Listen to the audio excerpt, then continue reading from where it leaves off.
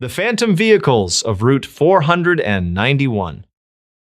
There is a stretch of asphalt that bleeds through the Four Corners region of the American Southwest, a desolate ribbon cutting across the Navajo Nation.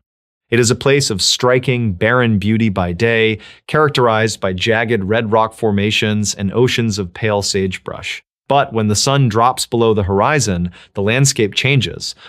The temperature plummets, shadows stretch into unnatural shapes, and the isolation becomes absolute. This is Route 491. For nearly 8 decades, however, it carried a different designation, one that seemed to infect the very earth beneath the pavement. It was known as Route 666, the Devil's Highway. Commissioned in 1926 as the 6th spur of the legendary Route 66, the highway was burdened with a numeric association that immediately cast a shadow over its creation. For years, engineers and locals alike brushed off the designation as a mere administrative coincidence, but the road quickly earned a reputation soaked in blood and unexplained terror. The accident statistics on that endless, straight stretch of desert highway were consistently impossibly high. Fatalities occurred on clear days with dry roads and perfect visibility. Cars were found crushed along the shoulder with no evidence of another vehicle involved, no tire marks indicating a sudden swerve, and no logical explanation for the trauma inflicted upon the twisted metal.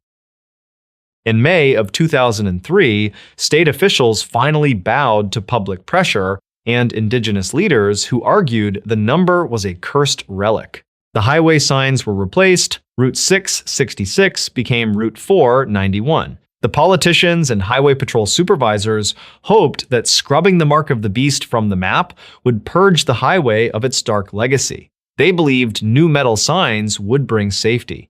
But the land does not care about human administration. The geography remained unchanged, and the road continued to collect its toll in the dead of night. The local folklore of the Navajo has always warned against lingering in this territory after dark. There are hushed stories of skinwalkers, dark entities capable of taking animal form, keeping pace with vehicles traveling at 70 miles per hour. There are accounts of pale, featureless faces pressing against passenger windows in the middle of a desolate run. But among those who drive heavy freight for a living, there is a different, more mechanical terror. It is the legend of the phantom rigs, massive black trucks that hunt on the endless straightaways, leaving no trace but the wreckage of those they force off the road. To understand the dread, one must understand the environment. Picture a lone commercial driver hauling a heavy payload through the vast emptiness near the border of Utah and Colorado. The time is exactly 3 a.m. This is the hour when the human body begs for sleep, when the mind begins to play tricks, and when the veil between reality and nightmares wears dangerously thin. The driver sits high in the cab of an 18-wheeler, surrounded by the monotonous hum of diesel power and the relentless drone of heavy tires on cold asphalt. Beyond the reach of the headlights, the world ceases to exist. There are no streetlights, there are no distant farmhouses glowing in the dark. There is only the yellow centerline flashing past, a hypnotic metronome marking the passage of time through a void. The cabin temperature is warm, yet a deep chill seems to radiate from the glass of the windshield. The driver reaches for the radio dial, seeking the comfort of a late-night broadcast or the chatter of another trucker on the citizens' band. The radio offers nothing. The steady signal of a distant country music station abruptly warps, the music bending out of tune before dissolving entirely. It is replaced by a thick, heavy hiss of static. The driver turns the dial, scanning through the frequencies. Every channel yields the same dense, aggressive white noise. Even the emergency channel is dead. The electronic isolation mirrors the physical isolation. The truck is a lone island of steel moving through a sea of black sand and stone. It is then that the driver checks the side mirror. Far in the distance, swallowed by the immense dark of the highway, twin points of light appear. They are headlights, burning with an intense, unnatural halogen glare. At first, they are a minor detail, just another traveler sharing the lonely road. But within a matter of seconds, the lights grow significantly larger. The distance is closing at a rate that defies the physics of a heavy vehicle. The driver checks the speedometer. The 18-wheeler is pushing 75 miles per hour. Yet, the lights in the mirror are approaching as if the driver's rig is parked on the shoulder. The driver grips the steering wheel tighter, expecting the violent rush of wind and the deafening roar of a modified engine as the reckless vehicle overtakes. A massive rig moving at that speed displaces a massive amount of air. It commands a physical presence, but as the blinding headlights fill the entirety of the side mirrors, turning the interior of the cab a stark, clinical white, there is no sound. The silence is the first true indicator of the nightmare. The driver's own diesel engine continues to hum, but from the approaching vehicle there is absolute quiet, no grinding of heavy gears. No roar of a supercharged engine, no heavy tires screaming against the asphalt. The massive shape pulls out from behind, gliding into the opposing lane to pass. The driver glances out the driver's side window, preparing to curse the reckless operator. Instead, the words die in the throat.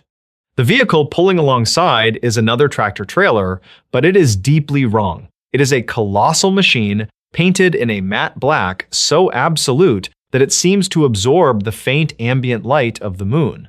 There is no chrome trim, there are no reflective safety strips, there is no company logo painted on the side of the trailer. It is a silhouette of pure, heavy darkness given physical form, moving silently at an impossible speed. The phantom truck aligns itself perfectly with the driver's rig. They are moving parallel, hurtling through the desert night side by side. The driver looks across the narrow gap between the two massive machines, peering up into the cab of the black truck. The interior of the phantom rig is not lit by dashboard dials or a soft overhead light. It is pitch black. Yet, the driver's eyes adjust just enough to perceive the horrifying truth. The heavy leather seat is empty. There is no one behind the wheel. The massive steering column remains perfectly still, yet the truck maintains a flawless trajectory. There is no driver, no human element controlling this tons of hurtling steel. It is an empty vessel, operating with a malicious, independent will. Before the driver can fully process the impossible sight, the black truck begins to drift. It does not swerve violently, it moves with a slow, deliberate, and crushing intent. The phantom rig crosses the yellow center line, invading the driver's lane. The sheer mass of the black truck forces the driver to adjust the steering wheel, edging the 18-wheeler toward the right. The right side tires hit the rumble strip. The sudden, violent vibration shakes the cab, a desperate mechanical warning. The asphalt here is narrow. Beyond the thin shoulder lies a steep, crumbling embankment leading down into the dark, jagged ravines that line this section of Route 491. The phantom truck continues its silent push. It does not scrape against the driver's vehicle. There is no spark of colliding metal, only an oppressive, magnetic pressure forcing the living driver further out of the lane. The driver slams on the air brakes. The massive tires lock, screaming in protest as the heavy rig fights to shed speed. Plumes of acrid blue smoke erupt from the wheel wells. The truck bucks and shudders, the trailer threatening to jackknife as the rear wheels slide perilously close to the edge of the abyss. The world becomes a chaotic blur of vibration, the smell of burning rubber, and the terrifying pull of gravity toward the unseen canyon floor. As the driver's rig finally grinds to a violent halt, the front right tire resting mere inches from a fatal drop, the driver looks up. The black truck has not slowed down. It has not merged back into the lane, it simply continues its forward trajectory, the blinding red glow of its taillights fading into the distance. Then, in the blink of an eye, the red lights extinguish. The massive black shape dissolves into the desert night. There is no sound of an engine fading into the distance. There is no dust trail. The phantom vehicle simply ceases to be, leaving behind nothing but the cold, vast emptiness of the highway. The driver sits trembling in the frozen cab, hands fused to the steering wheel, chest heaving with shallow breaths. The radio crackles to life, the static abruptly replaced by the clear, sharp twang of a guitar from a distant station. The natural world has returned. But as the driver looks down past the hood of the truck into the yawning blackness of the ravine, a sickening realization takes hold. Down in the depths of those canyons, hidden by the shadows and the jagged rocks, lie the rusted, twisted frames of vehicles that never made it home. They belong to the drivers who did not wake up in time, the ones who did not hit the brakes fast enough when the empty black rigs silently pushed them over the edge. Route 491 may have a new sign, but the pavement remains stained with the past, and the isolated night still belongs to the things that hunt on the Devil's Highway. A Dartmoor report described a voice that matched his wife. Exactly. It was 2:15 in the morning when the man stood completely still in his dark kitchen, listening to his wife call for help from the edge of the woods. Her voice was trembling, cutting through the dense fog that rolled off the tree line, begging him to open the back door. The sound was distinct and terrified, carrying the exact pitch and slight rasp she always had when she was frightened, but he did not reach for the deadbolt. He kept his hand pressed flat against the cold wood of the doorframe, his breathing shallow, because he could hear the steady, rhythmic breathing of his actual wife drifting down the stairs from their second-floor bedroom. The property sat at the end of a long, unpaved gravel road in Dartmoor County, a deeply rural stretch of the Pacific Northwest known for its oppressive weather and vast, unbroken tracts of pine forest. According to local records, the area had always struggled with a spotty telephone network and a peculiar acoustic phenomenon. Sound traveled strangely across the damp valleys. A falling tree could sound like a gunshot, and the wind moving through the ravines often mimicked the drone of a low-flying airplane.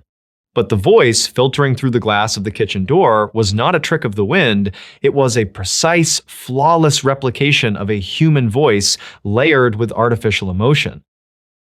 The man, whose name was detailed in later police reports only as Thomas, remained in the dark. Outside, the pleading continued. The voice repeated the same three phrases in a loop. It asked him to come outside, it said it was cold, it said it had lost the flashlight.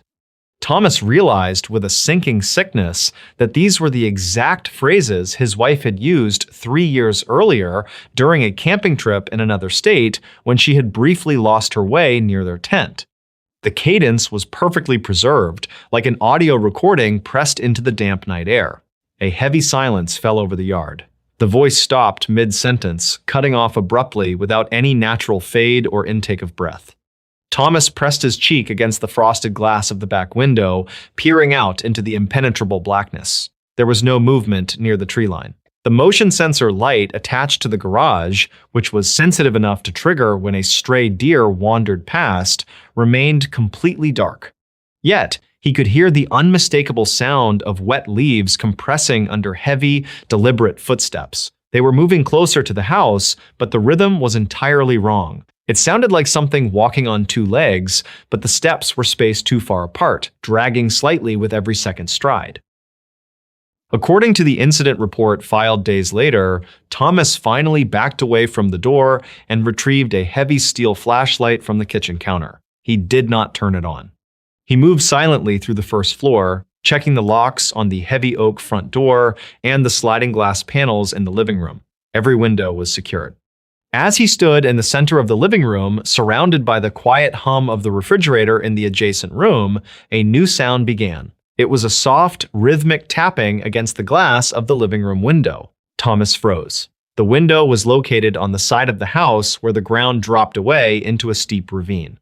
To reach that glass from the outside, a person would need to be standing on a tall ladder, or they would have to be nearly 9 feet tall. The tapping continued, patient and unhurried. Then the voice returned, but it was no longer screaming, it was whispering right against the external pane of glass. It whispered Thomas's name over and over, mirroring the gentle, sleepy tone his wife used when waking him up in the morning. The history of Dartmoor County is scattered with strange, fragmented reports of auditory anomalies. Archival newspaper clippings from the 1970s describe loggers walking off their job sites claiming they heard their foreman calling them into deep, unmarked sections of the forest.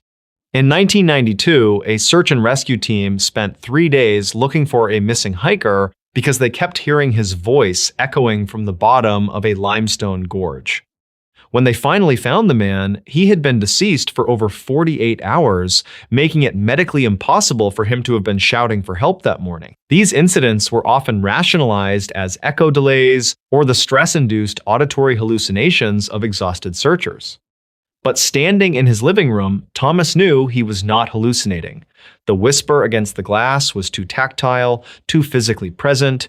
The condensation on the outside of the window seemed to blur, disturbed by hot breath.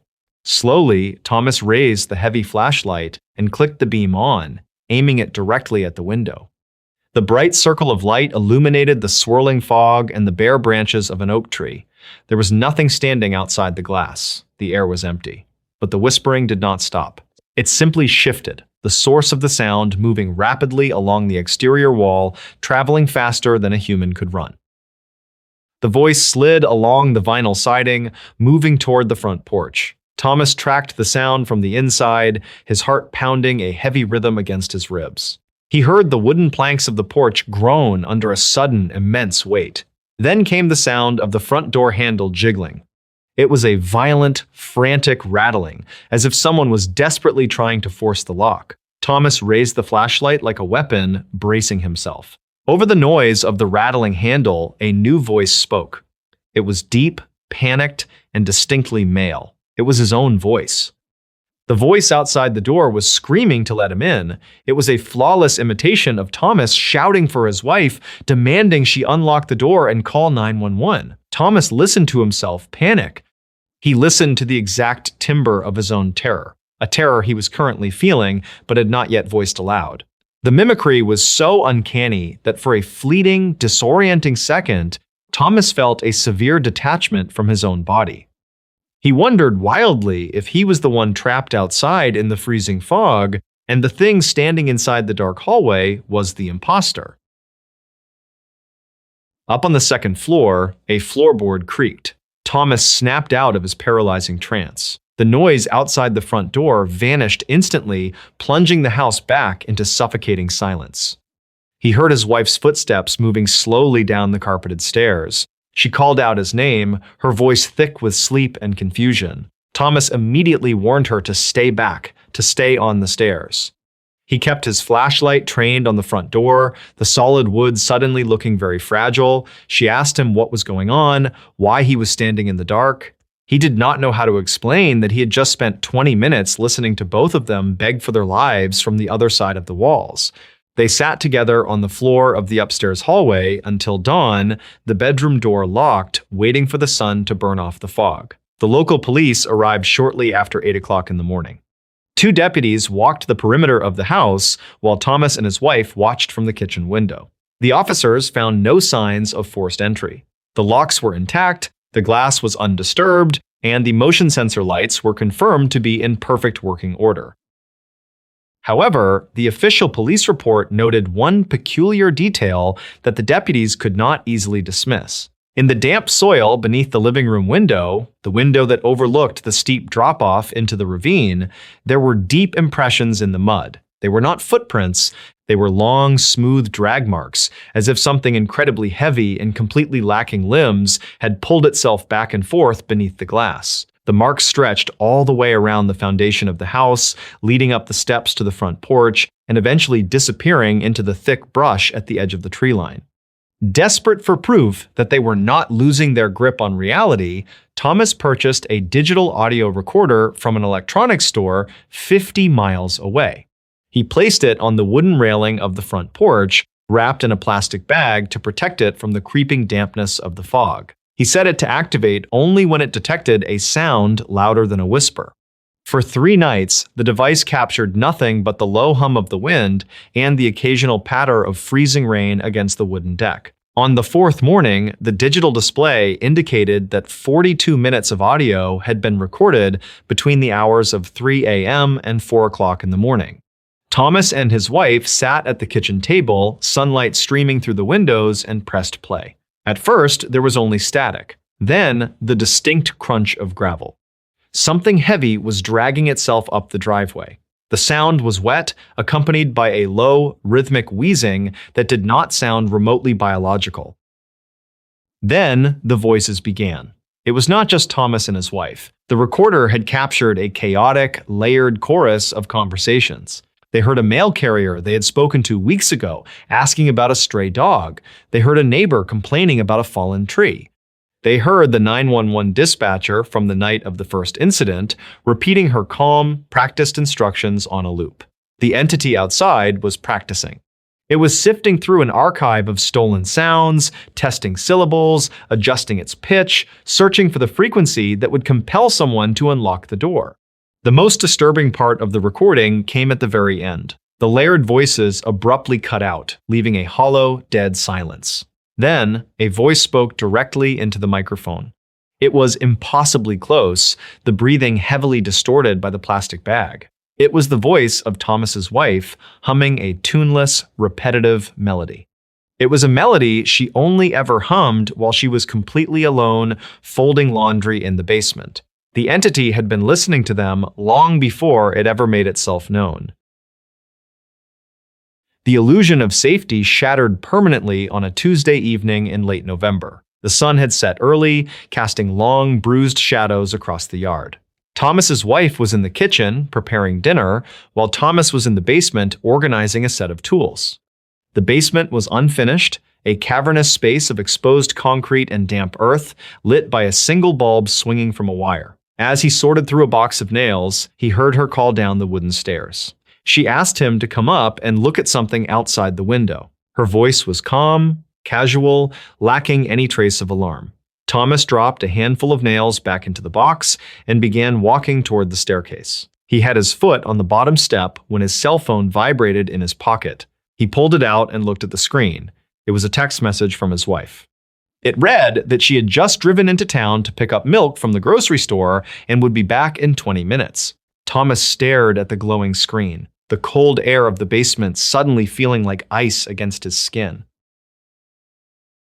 From the top of the dark staircase, the voice spoke again. It repeated the exact same phrase with the exact same casual intonation. It asked him to come up and look at something outside. Thomas did not answer. He slowly backed away from the stairs, retreating into the shadows of the concrete walls. He realized that the voice was not coming from the kitchen. It was coming from the narrow gap beneath the door at the top of the stairs, vibrating through the wood with an unnatural, mechanical precision. He stood in the damp darkness for what felt like hours, gripping a heavy iron wrench in his right hand. Above him, the pacing began. It was not the sound of dragging, but the heavy, deliberate thud of boots walking across the hardwood floor of the kitchen. The footsteps matched Thomas's own gait perfectly. He listened as the entity moved through their home, opening cabinets, running the faucet, mimicking the mundane sounds of a quiet evening. It was playing house. It was wearing their routine like a stolen piece of clothing. When the headlights of his wife's car finally swept across the driveway, the footsteps above him abruptly stopped. Thomas heard the front door open, heard his wife calling out a greeting, the rustle of paper grocery bags being set on the counter. He waited for another voice to answer her. He waited for a scream, but there was only silence, followed by her footsteps walking toward the basement door. She opened it and called down, asking why he was sitting in the dark. Her voice was real. The air in the house had returned to normal. They moved out of Dartmoor County exactly 4 days later. They broke their lease, packed only what could fit in the back of their vehicle, and left the heavy furniture behind. They never returned to collect the rest. The property sat vacant for years, slowly being reclaimed by the aggressive overgrowth of the Pacific Northwest. The windows became clouded with grime, and the roof eventually sagged under the weight of accumulated pine needles. But the legend of the Dartmoor mimic remains a quietly discussed topic among the locals who live near the state forest. Hikers are strictly advised to stay on marked trails and to never venture into the woods alone. The warning is not just for the risk of getting lost or encountering wildlife, it is because of the reports that still occasionally surface at the local ranger station. Reports of hikers hearing their own names called from the bottom of deep ravines, reports of missing campers whose voices are heard crying out in the fog, weeks after the search operations have been officially suspended. There is one detail from Thomas's final police report that locals rarely mention to outsiders. When he finally walked upstairs that night, after his wife had returned from the store, he noticed something resting on the kitchen counter. Next to the paper grocery bags was the heavy steel flashlight he had used during the first incident weeks prior. He had left it on his bedside table that morning, but there it sat, perfectly centered on the counter, still cold to the touch. The entity had not just mimicked their voices, it had left a quiet, mocking proof that it had been inside all along, watching them learn how to be afraid. The Butcher of Kingsbury Run. During the bleakest years of the Great Depression, the city of Cleveland, Ohio, was a place defined by towering industrial smokestacks and grinding poverty. Beneath the iron bridges and roaring tracks of the Erie Railroad lay a jagged, overgrown ravine known as Kingsbury Run. It was a miserable scar of earth choked with soot, weeds, and the constant bitter wind coming off Lake Erie. For the thousands of transient men and women riding the rails looking for work, Kingsbury Run offered a desperate sanctuary. It was a sprawling shantytown of makeshift tents, cardboard shacks, and forgotten souls. It was a place where desperate people came to disappear, and in the shadows of the 1930s, someone realized that it was also the perfect place to hunt. The horror began subtly, with a grim discovery on the shores of Lake Erie in September of 1934. The lower half of a woman's torso washed up on the sand. The skin was strange, tough, and discolored, treated with an unidentified chemical that burned the flesh to the texture of leather. Her head was never found. Her identity remained a ghost. She became known only as the Lady of the Lake, an isolated tragedy in a city numb to misfortune. But she was not an isolated incident. She was the prologue to a macabre tapestry of violence that would soon paralyze the entire region. In September of 1935, two teenage boys were walking through the tangled weeds of Kingsbury Run when they stumbled upon a nightmare. Hidden in the brush were the bodies of two men. One was later identified as Edward Andrassy, a 28-year-old drifter known to frequent the dangerous edges of the city. The other man remained nameless. Both victims had been completely emasculated. Both had been cleanly, deliberately decapitated. The horror of Kingsbury Run did not lie in chaotic violence, but in the chilling, clinical silence of the aftermath. When the medical examiners analyzed the remains, they discovered something that sent a wave of absolute dread through the police department. The bodies had been drained entirely of blood. The decapitations were not the frenzied hacking of a madman in an alleyway. They were precise, surgical disarticulations of the cervical vertebrae. The killer had taken his time. He possessed undeniable anatomical knowledge. Even more terrifying was the logistical reality of the crime. To hang a human being upside down, bleed them completely dry without leaving a trace at the dump site, and sever their limbs with such immaculate precision required a private, secure location. It required a slaughterhouse. Somewhere in the crowded, bustling city of Cleveland, a butcher was operating a secret laboratory of death. As the months bled into 1936, the nightmare escalated. The killer preyed on the invisible class of society, the drifters, sex workers, and runaway teenagers whose absences would go unrecorded by the authorities. Parts of bodies began appearing in horrifying configurations across the city. Florence Polillo, a woman who lived on the margins, was found carefully dismembered, her limbs wrapped tightly in old newspapers and packed into baskets. In the summer of that same year, the headless body of a transient was found near the railroad tracks. Even with 6 distinct, elaborate tattoos across his skin, nobody stepped forward to claim him. He became known simply as the Tattooed Man, another nameless specimen on the killer's slab. The butcher of Kingsbury Run began to taunt the city. He scattered the pieces of his victims in plain sight. Heads were found wrapped in burlap sacks, abandoned under bridges. Torsos were discovered floating in the murky, polluted waters of the Cuyahoga River. Some remains showed signs of extreme hesitation and jagged cuts, while others displayed the smooth, confident slices of a master surgeon. Sometimes the bodies were scrubbed immaculate, devoid of any hair or debris. The sheer physical strength required to transport a heavy, dead torso down the steep, muddy embankments of the ravine in the dead of night was staggering. The killer was a phantom, moving unseen through the smoke and fog, carrying his gruesome cargo right under the noses of the citizens.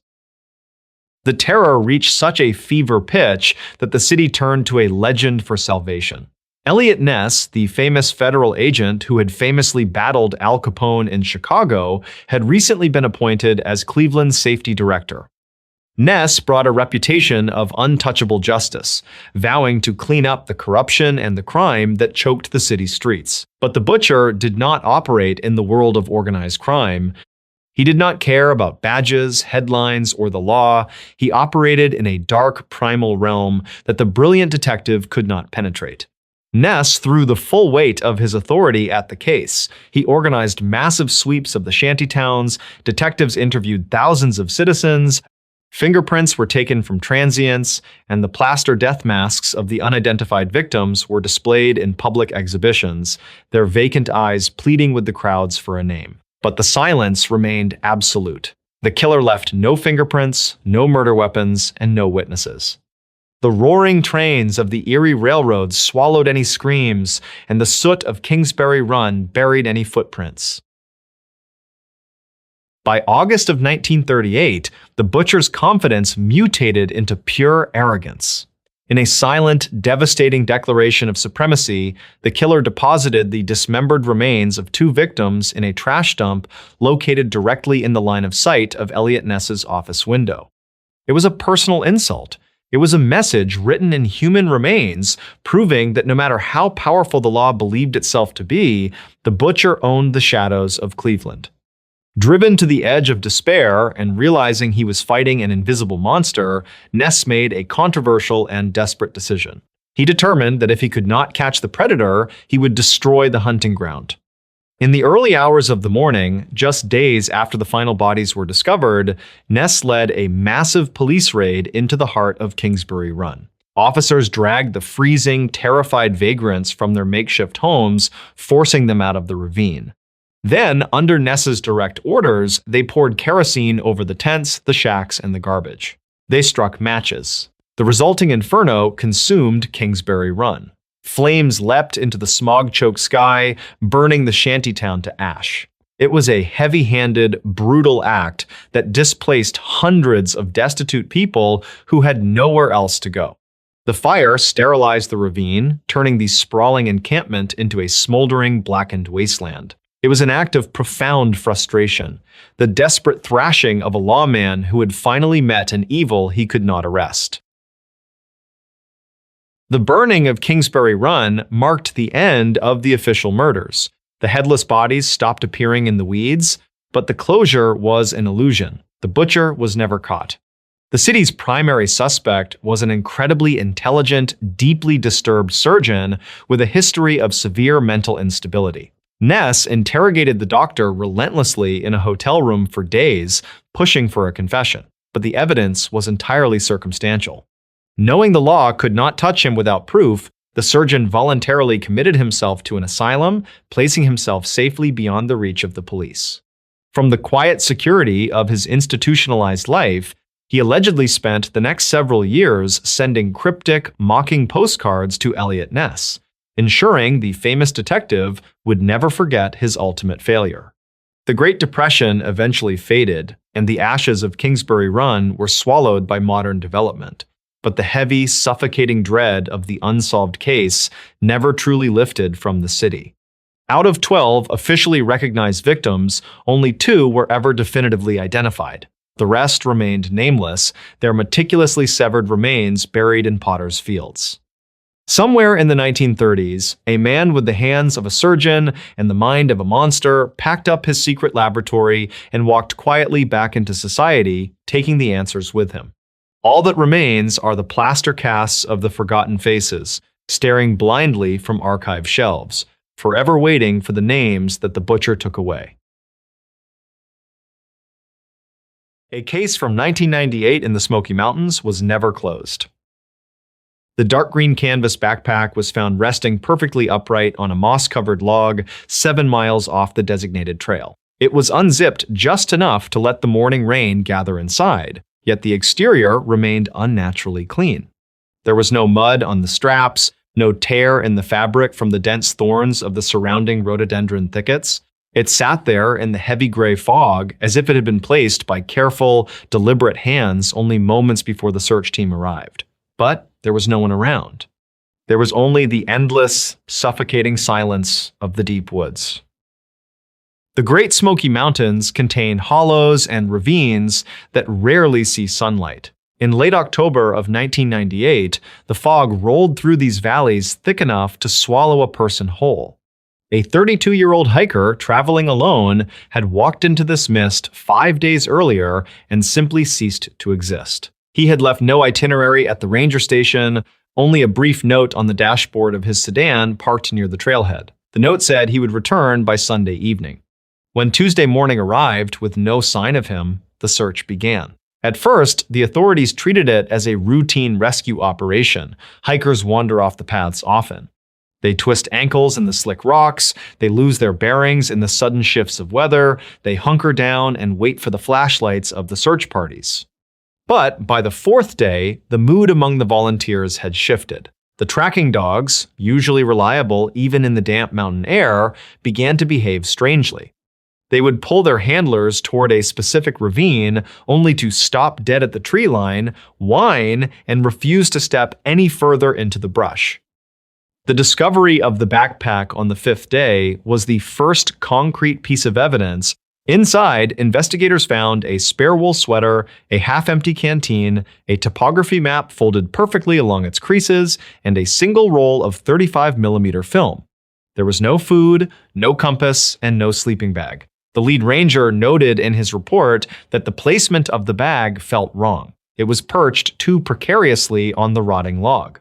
A sudden gust of wind or the brush of a passing animal would have knocked it into the mud. It seemed staged, left behind as a marker for something the search party could not see. That evening, a severe storm grounded the helicopters and forced the search teams back to the staging area. The rain pounded the metal roof of the temporary command center, drowning out the static of the radio equipment. It was a miserable, cold night. Around 2:15 a.m., the radio operator caught a faint transmission on a closed channel used only by the park rangers. It was brief, just a few seconds of an open microphone. According to the official logs, there was no voice on the other end. There was only the rhythmic sound of a shovel striking soft, wet earth. Over and over, with a heavy, exhausted breathing layered underneath, the operator called out, asking for identification, assuming a ranger was out in the storm trying to free a trapped vehicle. The digging sound stopped. For a long moment, there was only the hiss of static. Then, a slow, deliberate click as the transmitter was turned off.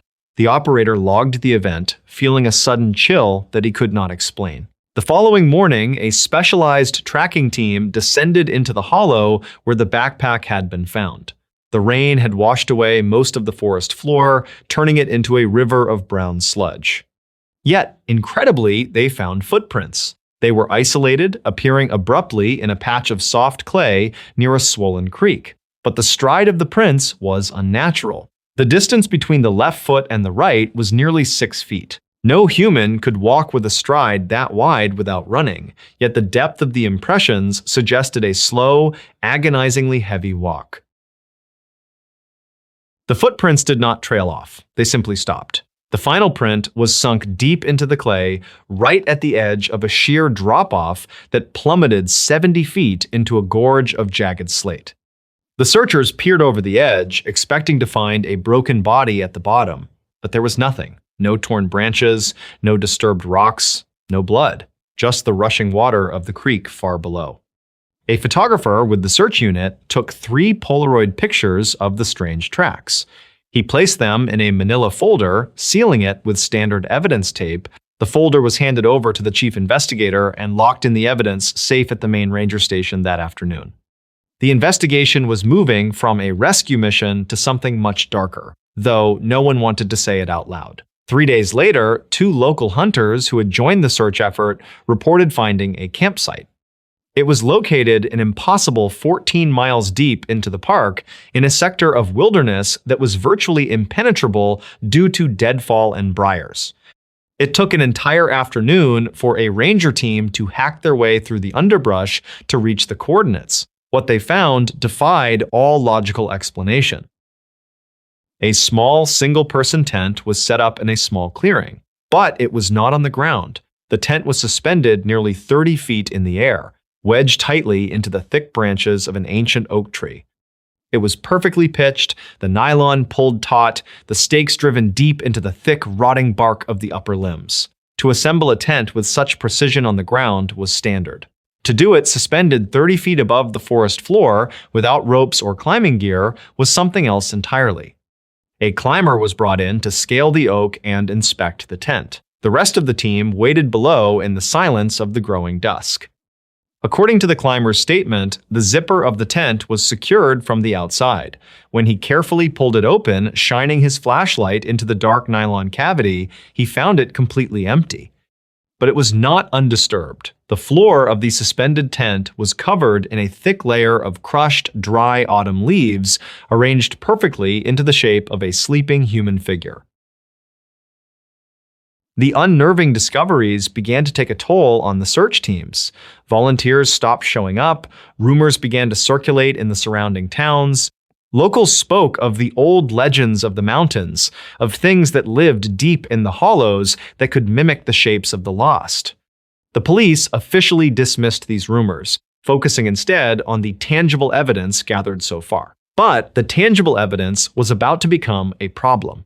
The lead investigator requested the manila folder containing the Polaroid photographs of the bizarre footprints. He unlocked the secure safe at the station, a safe to which only 3 people had the combination. He pulled out the folder. The evidence tape was still perfectly sealed.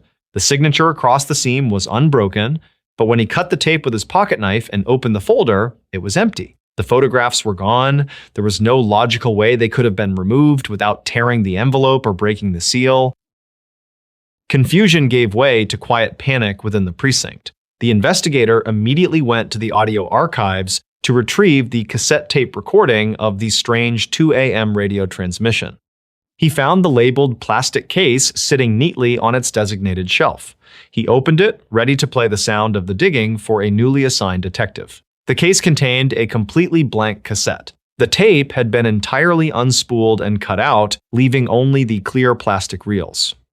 Pieces of the case were vanishing. It was as if the mountain itself was reaching into the concrete walls of the station and erasing the proof of what had happened. Paranoia set in among the staff.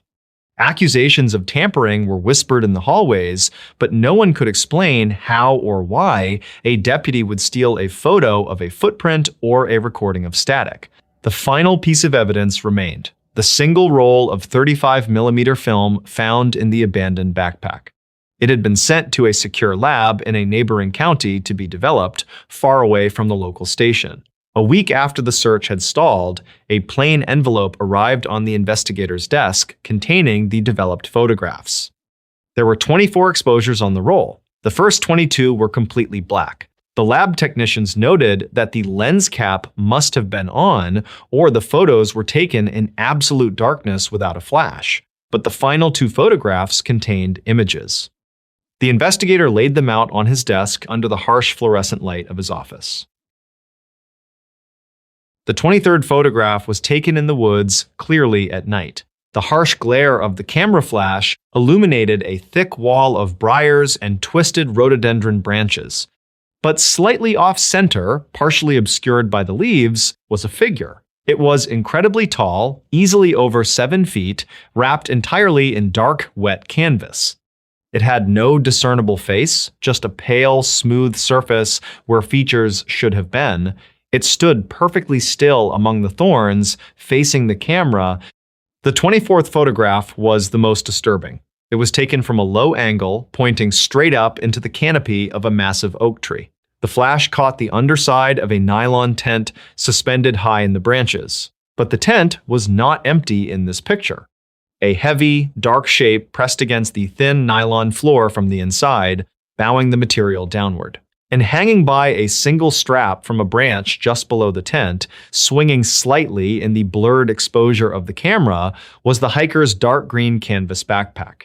The investigators stared at the photographs for hours. They contradicted everything the search team had found. The backpack had been discovered miles away from the suspended tent, resting on a log. If the backpack was in the tree when the photo was taken, who had moved it to the log, cleaned it, and left it for the rangers to find, and more importantly, who was operating the camera? He locked the two photographs in his desk drawer, intending to drive them to the Federal Bureau the next morning. He locked his office door. He walked out to his car in the quiet, damp evening air, feeling the weight of the dark mountains pressing down on the small town. He did not sleep that night. He listened to the wind rattling the window panes of his house, imagining the sound of a shovel biting into wet earth. When he returned to his office at 7:30 the next morning, his door was still locked. He sat at his desk, drank his coffee, and unlocked the bottom drawer to retrieve the photographs. The drawer was empty, there was no sign of forced entry, the locks had not been picked. The photographs, the final piece of physical evidence connecting the missing hiker to the strange anomalies in the woods, were simply gone. A thorough internal investigation yielded nothing. Polygraphs were administered to the staff, the station was searched from top to bottom, but the evidence was gone, just like the hiker. Without proof, the case grew cold. The search was officially suspended in November. The harsh winter snows covered the Great Smoky Mountains, burying the ravines and the hollows under feet of freezing white drift. By the spring of 1999, the missing man was declared legally dead. The case file was archived in a basement room filled with blank spaces and missing addendums. The official narrative was that a man wandered off the trail, succumbed to the elements, and his remains were likely scavenged by wildlife.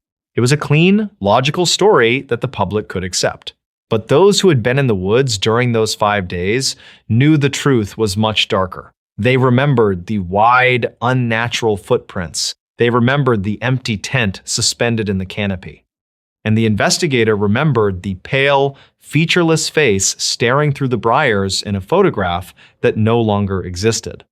The case was never closed. It remains open, a silent stain on the records of the national park. The missing man's car was eventually towed away, the rust already eating at its edges. The woods reclaimed the paths cleared by the search teams. The ancient oak tree still stands somewhere deep in the hollows, its upper branches thick and twisted. According to local reports, hikers who wander too far off the trail in that specific sector still hear strange things when the fog rolls in. They speak of the sudden, suffocating silence that falls over the forest, a quiet so absolute it makes their ears ring.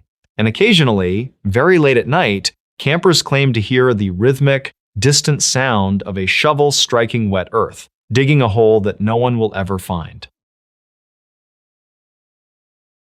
A Banff hiker was found days later with no memory of the trail. When the heavy beam of a commercial transport truck cut through the freezing fog along a desolate stretch of Highway 1, it was just past 3 in the morning. The driver had not seen another vehicle for over 40 miles. The surrounding forests of the Canadian Rockies were swallowed by absolute pitch black, pressing in tightly against the narrow ribbon of asphalt. As the truck rounded a sweeping curve, the headlights washed over a lone figure standing precariously close to the white shoulder line. The driver instinctively hit the brakes, the heavy tires hissing against the damp road. The figure was not waving for help. He was a man, standing perfectly rigid, facing the dense and impenetrable tree line rather than the highway. He was shivering violently in a heavy canvas winter coat that was easily 3 sizes too large for his frame. The truck driver, gripped by a sudden and inexplicable sense of dread, did not open his cabin door. Instead, he locked it, rolled his window down just a fraction of an inch, and called the authorities. When the provincial police arrived 20 minutes later, they recognized the shivering man almost immediately from a high-priority missing persons bulletin issued 4 days earlier. He was the experienced mountaineer who had vanished without a trace from a remote alpine trail in Banff National Park, over 130 miles away. But when the officers wrapped a thick blanket around his shoulders and gently asked for his name, the man simply stared through them. His eyes were wide, unblinking, and entirely hollow as he whispered that he was still in the woods. According to the official search and rescue logs, the 32-year-old man had embarked on a carefully planned 3-day solo trek near the rugged Sawback Range. He was not an amateur. He was a seasoned outdoorsman who carried a satellite emergency beacon, detailed topographical maps protected in waterproof casing, and enough high-calorie provisions to comfortably last a week. His detailed itinerary was filed with park rangers, outlining a precise route that followed well-worn valleys and challenging alpine passes. For the first 48 hours of his journey, everything appeared entirely normal. Then, without warning, his satellite beacon ceased transmitting. It did not send a distress signal. The digital ping simply vanished from the monitoring grid at exactly 11:15 p.m. When a specialized search and rescue team finally reached his last known coordinates 2 days later, the scene they discovered left them deeply unsettled. His isolated camp was perfectly intact. His heavy, weatherproof tent was securely pitched beneath a canopy of old-growth pines. His 0-degree sleeping bag was neatly unrolled, and a small, portable camp stove sat cold next to a carefully constructed fire pit. Most disturbing of all were his heavy, mud-caked hiking boots. They were sitting neatly side by side just inside the zippered tent flap. There were no signs of a struggle, no blood, no aggressive animal tracks, and no scattered gear to indicate panic. The undisturbed scene suggested a deeply unnatural narrative. It looked as though the man had calmly unzipped his tent in the middle of the freezing night, stood up in his thick woolen socks, and walked purposefully out into the sprawling, silent wilderness. Finding the missing hiker alive should have been a moment of profound relief for the rescue teams, but the physical condition in which he was discovered only caused the mystery to deepen into something much darker. The sheer distance between his abandoned campsite and the icy stretch of highway where he was found spanned roughly 130 miles of unforgiving terrain. It was a brutal landscape of jagged, unnamed peaks, deep ravines, and freezing, fast-moving rivers. It was a journey that would have taken a fully equipped, highly trained expedition team over a week to traverse on foot. Yet, the man had seemingly covered that impossible distance in under 4 days. More baffling and deeply disturbing were the bottoms of his feet. Despite leaving his protective boots at the campsite, his bare soles were entirely pristine. There were no deep lacerations from the sharp scree fields, no pine needles embedded in his skin, and no signs of severe frostbite from the freezing alpine temperatures. He had allegedly walked over 100 miles through the harsh Canadian wilderness without shoes, yet his feet looked as though he had been resting indoors. Furthermore, the oversized, stained winter coat he was found wearing bore a faded embroidered logo from a regional logging company. According to public records, that specific logging company had filed for bankruptcy and ceased all operations in 1998. The hiker possessed absolutely no memory of where he acquired the heavy coat, how he crossed the impassable mountain ranges, or why he had abandoned his own shelter. Medical professionals at the regional hospital noted that his physical vitals were bizarrely, almost impossibly stable. He was not suffering from severe dehydration, and his core body temperature and blood sugar levels were entirely within normal limits, heavily suggesting he had eaten and rested recently. But his mind was trapped behind a thick, impenetrable wall of fog. When attending physicians gently pushed him to recount any detail from the last 4 days, his resting heart rate would immediately spike to dangerous, erratic levels. He would squeeze his eyes shut, dig his fingernails into the rigid plastic edges of his hospital bed, and describe an overwhelming sensation of heavy pressure, comparing it to the feeling of being trapped at the lightless bottom of a deep lake. He told attending psychiatrists that the last normal event he could vividly remember was sitting by his unlit campfire around 8 o'clock in the evening, listening to the bitter wind move through the high pine branches. Then, according to his fractured, halting recollections, the wind completely died. He claimed that the natural ambient sounds of the forest, the chirping insects, the rustling underbrush, the distant rush of glacial water all ceased at the exact same moment. In their place came a low, continuous, vibrating hum that seemed to echo from beneath the soil, a sound so deep it made his teeth ache and his vision blur. Hoping to construct a timeline of his movements, investigators retrieved the man's digital camera from the side pocket of his discarded backpack at the campsite. They transported the memory card to a lab, hoping the photographs might provide a rational explanation for his sudden disappearance. The first 30 pictures on the card were entirely unremarkable, showcasing sprawling, sunlit mountain vistas, gray rock faces, and clear blue skies typical of a Banff hiking trip. But the final series of images, captured on the night he vanished, defied any logical explanation. There were exactly 14 photographs taken in rapid, frantic succession at 2:14 in the morning. At first glance, the images were mostly pitch black, violently out of focus, and marred by strange, thick digital artifacts. But as photo analysts slowly adjusted the exposure and contrast levels in a darkened lab, vague, deeply unsettling shapes began to emerge from the digital noise. The massive pine trees in the background appeared heavily distorted, as if the thick wooden trunks were bending at impossible, unnatural angles toward the lens of the camera. In the final 3 photographs, the dense, suffocating canopy of pine needles overhead was faintly illuminated by an unnatural pale gray light that cast no shadows. The distinct, reflective outline of the hiker's tent was nowhere to be seen in any of the frames. Digital metadata extracted from the files indicated that these final photos were captured deep within a valley nearly 20 miles away from where the physical camera was actually found.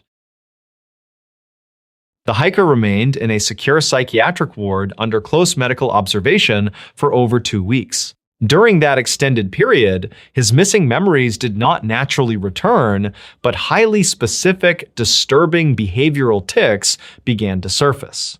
Night shift nurses reported in their charts that the man would wake from a dead sleep at exactly 2:14 in the morning every single night, without fail. He would immediately pull his knees tightly to his chest, press the palms of his hands fiercely over his ears, and stare blankly at the acoustic ceiling tiles. When a night orderly once cautiously approached and asked him what was wrong, the man did not look away from the ceiling. He merely whispered that the trees outside the window were too quiet and that the sky behind the clouds was the wrong color. During his daily therapy sessions, he claimed that during his lost days, he had walked through a sprawling, ancient forest where the shadows cast by the trees did not match the position of the sun. He spoke in a monotone voice about a hidden valley that did not exist on any topographical map, a place where the jagged rocks felt strangely warm to the bare touch, and the stagnant air smelled heavily of ozone and burning copper. He adamantly insisted that he had not walked the 130 miles to the highway. Instead, he claimed the dark woods had simply shifted and rotated around him, rearranging their geography in an endless maze until they finally spat him out onto the cold asphalt. The most deeply unsettling revelation came during a routine cognitive mapping test in his 3rd week of observation.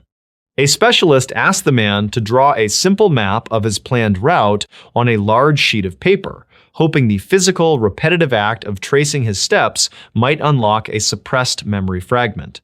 The hiker calmly took the black pen and began to sketch the Sawback Range with surprising, practiced accuracy. He drew the winding trail, the river crossings, and the exact location of his final campsite. But as his pen reached the perimeter of the camp, his hand began to tremble violently. He drew a tight, jagged, aggressive circle around the campsite. He pressed the ballpoint pen down so hard that the thick paper tore, furiously filling the circle with dense, chaotic scribbles of black ink until the pen ran dry. When the specialist carefully asked him what the dark void represented, the man stopped drawing entirely. His breathing grew terribly shallow. He looked up, his eyes hollow, exhausted, and filled with a profound terror, and stated softly that it was the place where the geography finally ran out. He told her that on that night, he had walked a few yards into the trees to investigate a strange, metallic sound, but when he turned around to go back to the safety of his tent, the trail was simply gone. It was not hidden by brush or darkness, it was completely erased from the earth. He said he kept walking in a straight line for what felt like years, but the massive tree trunks merely repeated themselves, forming an endless, looping corridor of identical bark and dead silence, trapped beneath a flat sky that held absolutely no stars. To this day, the bizarre case remains officially classified by the authorities as a severe incident of temporary dissociative amnesia, likely brought on by exposure to the elements or an acute psychological break. The investigative file was quietly closed, with officials concluding that the man must have somehow hitched a ride on a private logging road to cover the impossible physical distance, despite the glaring fact that no driver ever came forward and his feet bore no signs of travel. The hiker never returned to the Canadian Rockies. According to distant relatives, he relocated to a flat, arid desert region in the American Southwest, choosing a home miles away from any large trees or heavy foliage. But the veteran park rangers who patrol the deep, isolated valleys of Banff still whisper about the abandoned campsite near the Sawback Range. They say that on certain still, moonless nights, the natural, comforting sounds of the alpine woods simply drop away without warning, leaving behind a heavy, suffocating, and unnatural silence. And those who intimately know the persistent legend of the lost hiker know better than to step off the marked trail in the dark, driven by a quiet, lingering fear that the ancient trees might quietly close in behind them, leading them into a silent space where time, distance, and memory simply cease to exist. Next story. The Feral Shadow of the Smokies. The Great Smoky Mountains sit like a heavy green spine across the border of Tennessee and North Carolina. To the casual observer, the rolling peaks and misty valleys are a sanctuary of natural beauty. But locals know that the deep woods are ancient, indifferent, and unforgiving. Beneath the thick canopy of oak and pine lie dense, impenetrable thickets of rhododendron known by mountaineers as laurel hells. These tangled traps are so tightly woven that daylight barely touches the forest floor, creating a subterranean world of perpetual twilight. It is a landscape that can swallow a person whole without leaving a single trace. It was Father's Day weekend, mid-June of 1969. The Martin family, along with a few friends, had trekked up to Spence Field, a high-elevation grassy bald offering sweeping views of the surrounding wilderness. Among them was William Martin, his father Clyde, and William's two young sons. The youngest was Dennis, a bright, energetic boy of 6 years old, wearing a bright red t-shirt that stood out sharply against the deep greens and earth tones of the Appalachian summer. It was supposed to be a weekend of bonding, a simple camping trip to escape the noise of the valley below.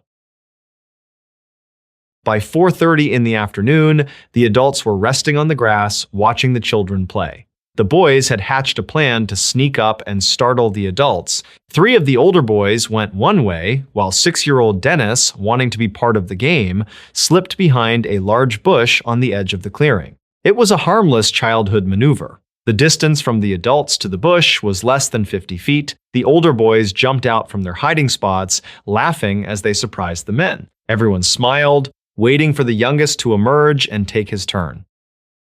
Minutes ticked by. The laughter faded. The wind rustled the high grass. William Martin stood up, expecting to see his son peering out from behind the leaves. He walked over to the bush.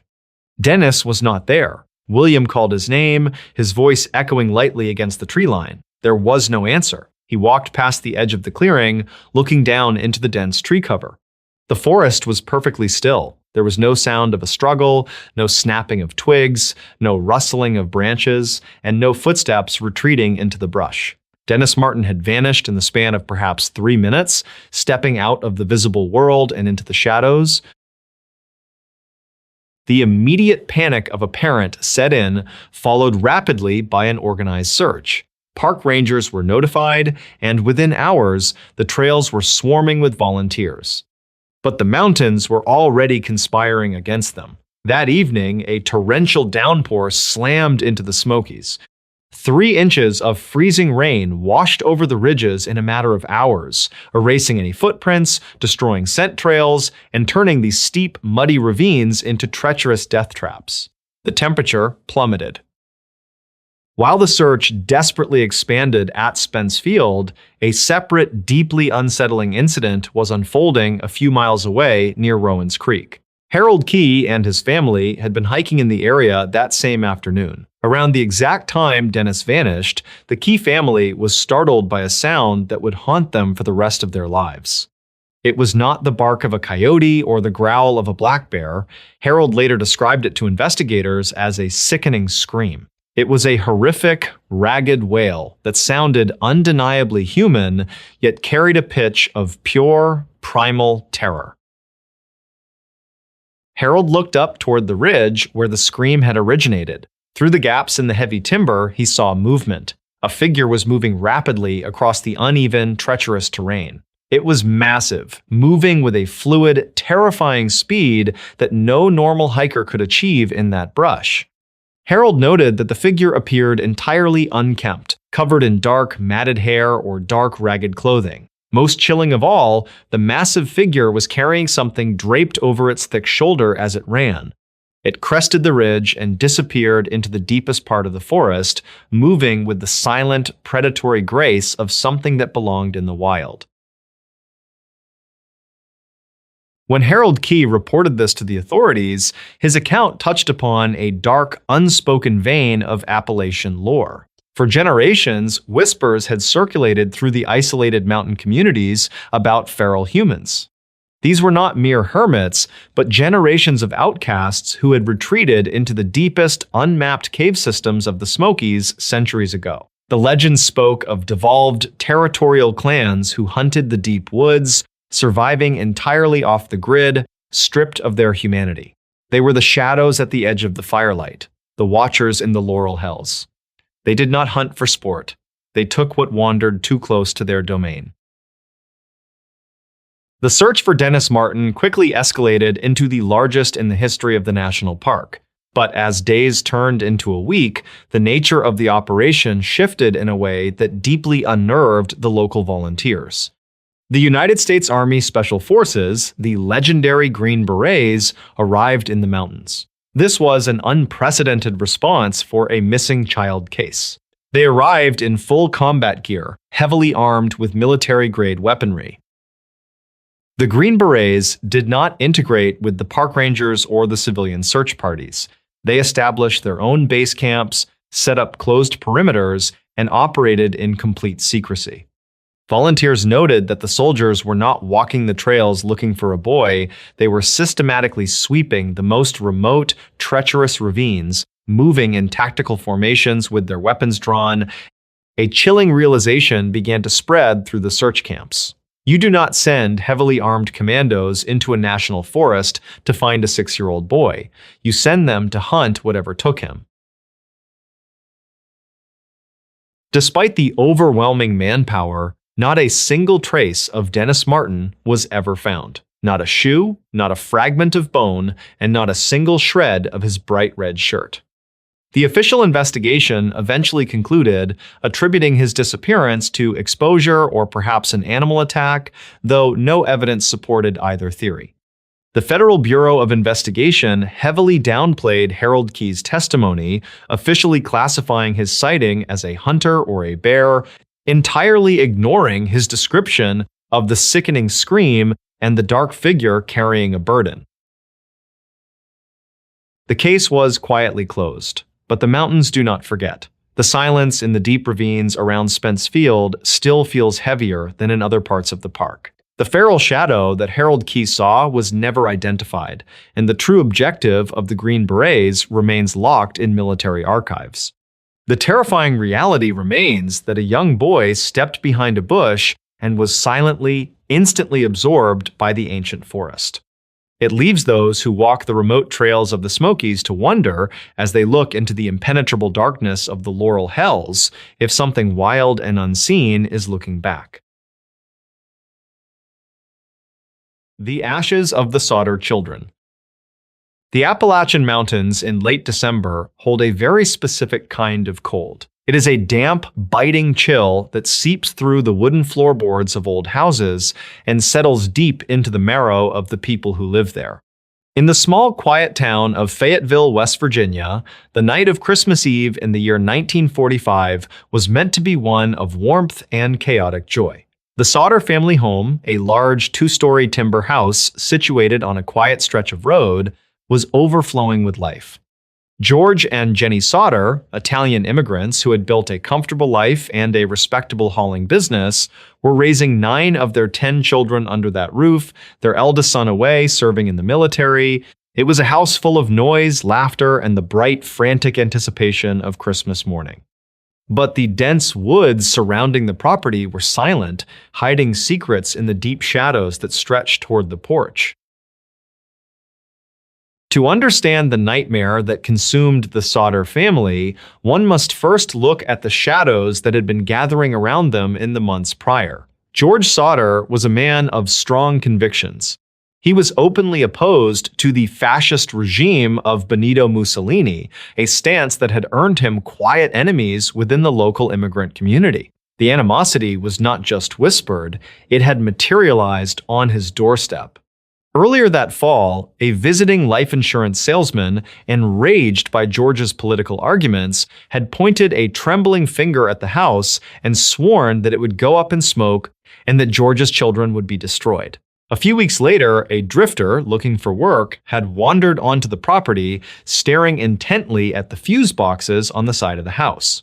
The man had casually remarked that the wiring would cause a fire someday, a strange comment considering George had recently had the entire electrical system inspected and deemed perfectly safe by the local power company. These were easily dismissed as empty threats or the rambling of strangers. But in the desolate quiet of a winter night, isolated in the mountains, threats have a way of taking root.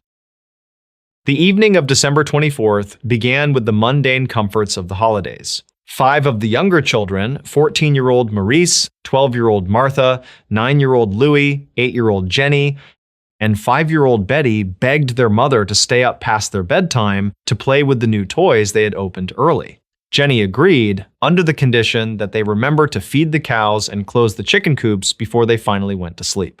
She took her youngest baby upstairs, leaving the 5 children in the warm glow of the living room, while 2 older boys had already gone up to their attic bedroom to sleep. The house was peaceful, the wood stove crackled, but the peace was an illusion. At exactly 12:30 a.m., the sharp, mechanical shrill of the telephone shattered the silence. In a house that large, the sudden ringing in the dead of night was jarring. Jenny pulled herself out of bed and walked downstairs into the dark hallway to answer it. When she lifted the heavy receiver to her ear, she was greeted by an unfamiliar woman's voice asking for a name Jenny did not recognize. But it was not the mistake that unsettled her, it was the ambient noise bleeding through the earpiece. Behind the woman's voice, Jenny could hear the distinct clinking of crystal glasses and the sound of raucous, unsettling laughter. It was a hollow, eerie sound that seemed to lack any genuine mirth. Jenny told the woman she had the wrong number. The woman offered a strange, chilling chuckle before the line clicked dead. As Jenny turned away from the phone, a creeping sense of unease washed over her. She noticed that the lights downstairs were still burning brightly, the curtains were wide open to the blackness outside, and the heavy wooden front door was completely unlocked. Her daughter Marion had fallen asleep on the living room sofa, but the other 5 children who had begged to stay up were nowhere to be seen. Assuming they had simply forgotten their chores and quietly crept upstairs to their beds in the attic, Jenny locked the door, turned out the lights, and returned to her room, trying to shake the lingering echo of that phantom laughter. At 1 o'clock in the morning, the silence of the house was broken again. This time, it was a physical impact. Jenny was startled awake by the distinct, heavy thud of an object striking the roof of the house right above her head. It was followed by a strange rolling noise, like a hard ball of heavy rubber skipping down the slanted shingles. She held her breath in the dark, waiting for another sound. Nothing came. She closed her eyes, trying to force herself back to sleep. 30 minutes later, at 1:30 a.m., the true horror began. Jenny woke again, coughing. The air in the bedroom was thick and sharp with the acrid scent of burning wood and melting rubber. She threw open her bedroom door and was met with a wall of suffocating black smoke billowing up from the first floor. The fire was roaring violently near the office, right by the fuse boxes and the telephone line. Panic, pure and primal, took over. She screamed for George. They grabbed the baby, while Marion and the two older boys from the attic stumbled through the smoke to join them. They burst through the front doors into the freezing December air, gasping for breath, expecting the rest of the children to be right behind them. They stood barefoot in the snow, the biting wind whipping around them, and turned back to the house. The glow of the flames was growing brighter, casting long, dancing shadows into the woods. But Maurice, Martha, Louis, little Jenny, and Betty were not outside. George, adrenaline flooding his veins, rushed back toward the burning house. He shattered a window, cutting his arm to the bone, but the entire downstairs staircase was a roaring wall of fire. He could not get up to the attic. He screamed their names into the inferno, but the only response was the deafening crackle of burning timber. This is the moment the incident twisted from a tragic accident into a labyrinth of psychological terror. George realized he could climb to the attic windows from the outside. He ran to the side of the house to grab the heavy wooden ladder that had leaned against the same wall for years. It was gone. He frantically searched the dark yard, blood dripping from his arm into the snow. The ladder had vanished. It would not be found until hours later, discarded in a steep ditch nearly 75 feet away from the house. Desperate, George ran to the heavy coal trucks parked in the driveway. He planned to drive one directly against the house and climb onto the cab to reach his trapped children. He threw open the door of the first truck, cranked the ignition, and pressed the gas. The engine whined, but refused to turn over. He sprinted to the second truck, sliding behind the wheel, turning the key. Dead. Both massive engines, which had run perfectly the afternoon before, were completely immobilized. As the fire raged on, someone realized the rain barrels used for extinguishing small fires were frozen solid. A daughter ran through the dark to a neighbor's house to call the fire department, but the operator did not answer. It was later discovered that the Sodders' own telephone line had not been burned by the fire, it had been intentionally severed at the very top of the pole. George and Jenny were forced to stand in the snow and watch their home burn. They watched the flames consume the second floor. They listened with agonizing dread for the screams of their 5 children. But there were no screams, there was no sound of panic from the attic windows, just the roaring fire and the silent, impenetrable wall of the Appalachian woods staring back at them. By the time the sun rose on Christmas morning, the massive house was nothing more than a shallow, smoking basement of gray ash and glowing embers. The local fire chief, delayed by a severe lack of manpower, did not arrive until 8 o'clock in the morning. When the embers finally cooled enough to be searched, the police and fire crews began sifting through the rubble. They were looking for 5 small bodies. They found melted household appliances. They found fragments of a tin roof. They found the twisted metal of the wood stove, but they did not find a single human bone. It is a scientific impossibility for a typical wood-framed house fire to completely vaporize human skeletons. A house fire burns at roughly 1200 degrees Fahrenheit for an hour or two. A professional crematorium must burn at 2000 degrees Fahrenheit for multiple hours, and even then, large fragments of bone remain behind to be manually ground into ash. The idea that 5 distinct human skeletons were reduced to absolutely nothing but gray dust in a brief residential fire defies the laws of physics. The searchers sifted the dirt, they dragged rakes through the soot. There was no flesh, no skulls, no teeth, nothing. This missing evidence birthed a psychological horror far worse than grief: eternal uncertainty. If the children did not die in the fire, where did they go? The realization crept into George and Jenny's minds like a slow-acting poison. The cut telephone wire, the missing ladder dragged into the dark, the engines of the trucks expertly disabled in the dead of winter, the strange woman laughing on the phone just an hour before the flames broke out. The fire was not a malfunction, it was a calculated distraction. As the years bled into decades, the surviving Sodders rebuilt their lives in the shadow of that empty, ash-filled crater. They erected a massive billboard on Route 16, displaying the faces of their 5 missing children, begging for answers that would never come. The true horror of that Christmas Eve was not just the fire, but the absolute chilling certainty that they were not alone in the dark that night. Someone had been watching. Someone had crept onto their property, disabled their lifelines, and ignited their home. And while George and Jenny screamed into the inferno, someone was likely standing deep in the freezing tree line, watching the parents suffer, while 5 children were swallowed whole by the Appalachian night, never to be seen again. The Beast of Bray Road's Gaze. There is a specific kind of silence that settles over the rural farmlands of Walworth County, Wisconsin, when the autumn harvest is done. It is not a peaceful quiet. It is a heavy, expectant stillness, broken only by the dry rustle of dead cornstalks swaying in the night wind. Out here, beyond the reach of city streetlights, the darkness is absolute. The only geometry is the straight, paved line of county highways cutting through the endless fields. For decades, the locals of Elkhorn have understood that when the fog rolls in off the fields, something else claims the night. In the late 1980s and early 1990s, a subtle but undeniable shift occurred in the atmosphere of this quiet dairy community. It began as hushed conversations in the back booths of local diners, a farmer reporting an unnervingly large canine tearing into a chicken wire fence, a teenager claiming a monster chased her car down a dark stretch of gravel. At first, it was easy to dismiss these accounts as the products of overactive imaginations or too much cheap beer, but then the witnesses began to change. Reasonable, grounded individuals started coming forward. A local journalist began compiling these scattered reports, realizing they all shared chillingly specific details.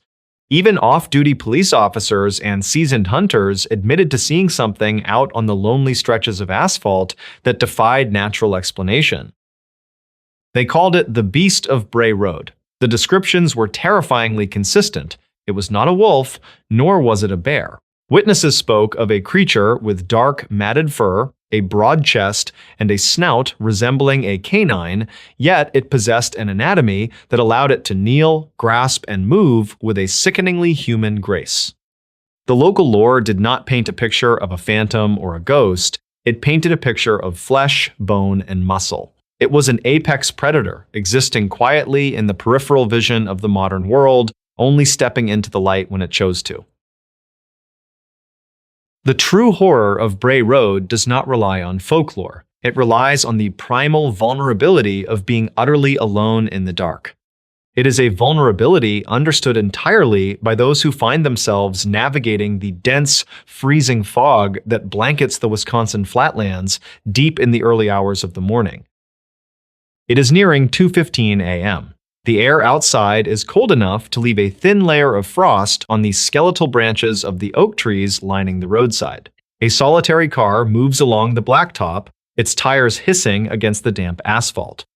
Inside, a woman grips the steering wheel, her eyes straining against the thick gray soup that reduces her visibility to a mere 20 yards. The high beams of her headlights are practically useless, reflecting off the water droplets in the air and creating a blinding white wall. She drops to her low beams, her speed decelerating to a cautious crawl.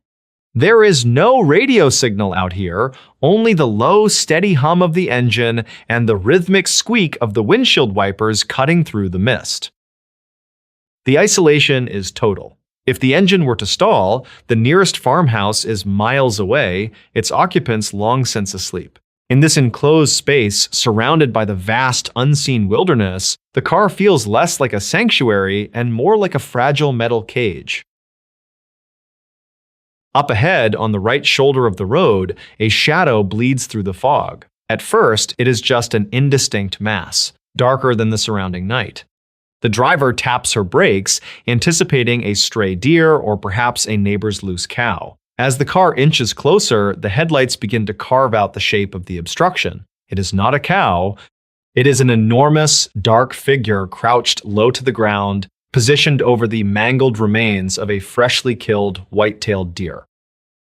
The driver brings the vehicle to a complete halt, her foot pressing firmly against the brake pedal. The engine idles loudly in the dead quiet of the night. Through the glass, illuminated by the twin beams of the halogen headlights, the scene unfolds with horrifying clarity. The creature's back is turned to the car.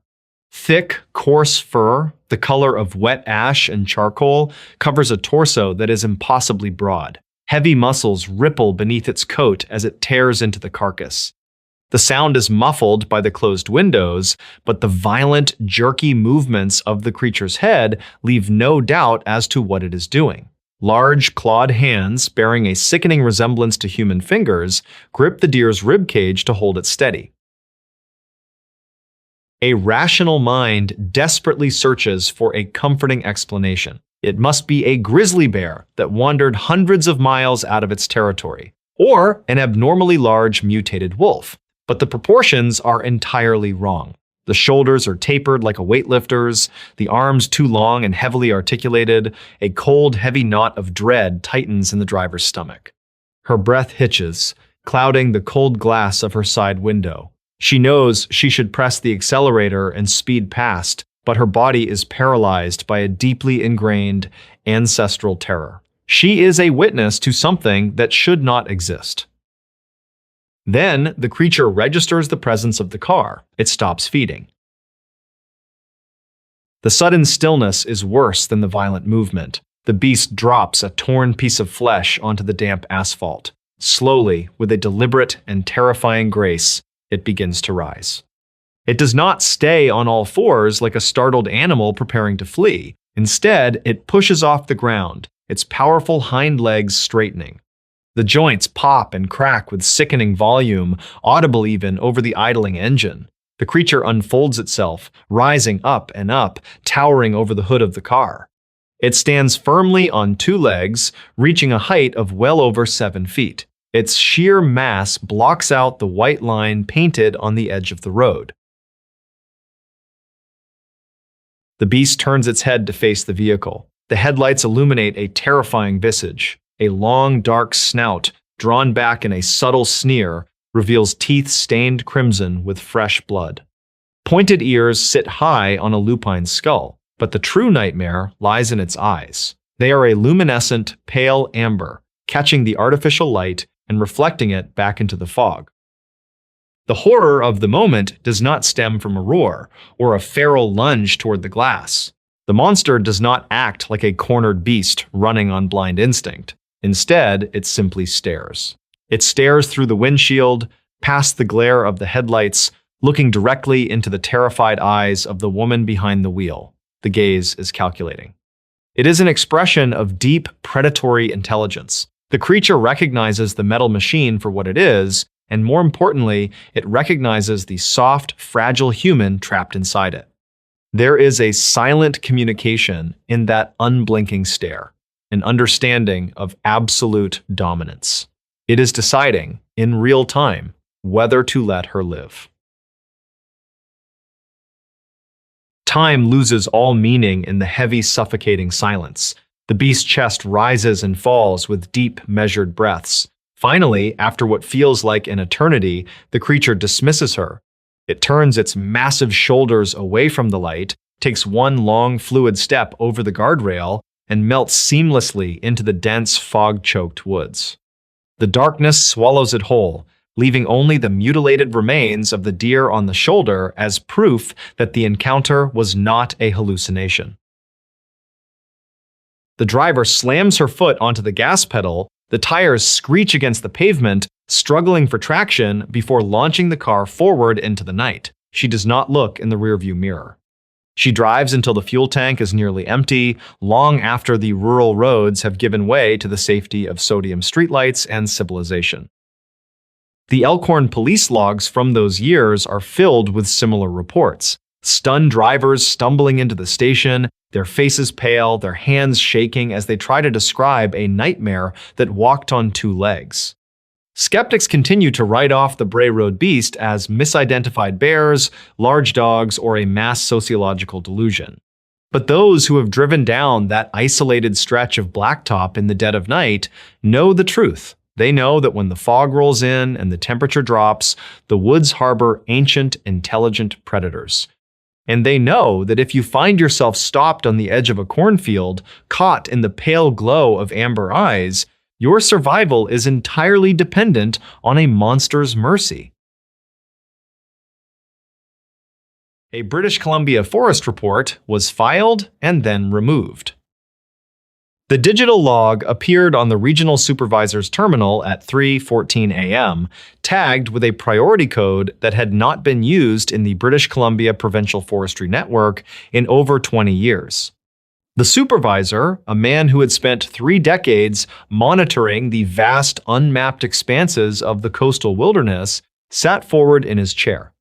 The night shift in the Victoria Dispatch Office was usually quiet, punctuated only by the occasional automated weather update or a routine check-in from a logging crew. But this was different.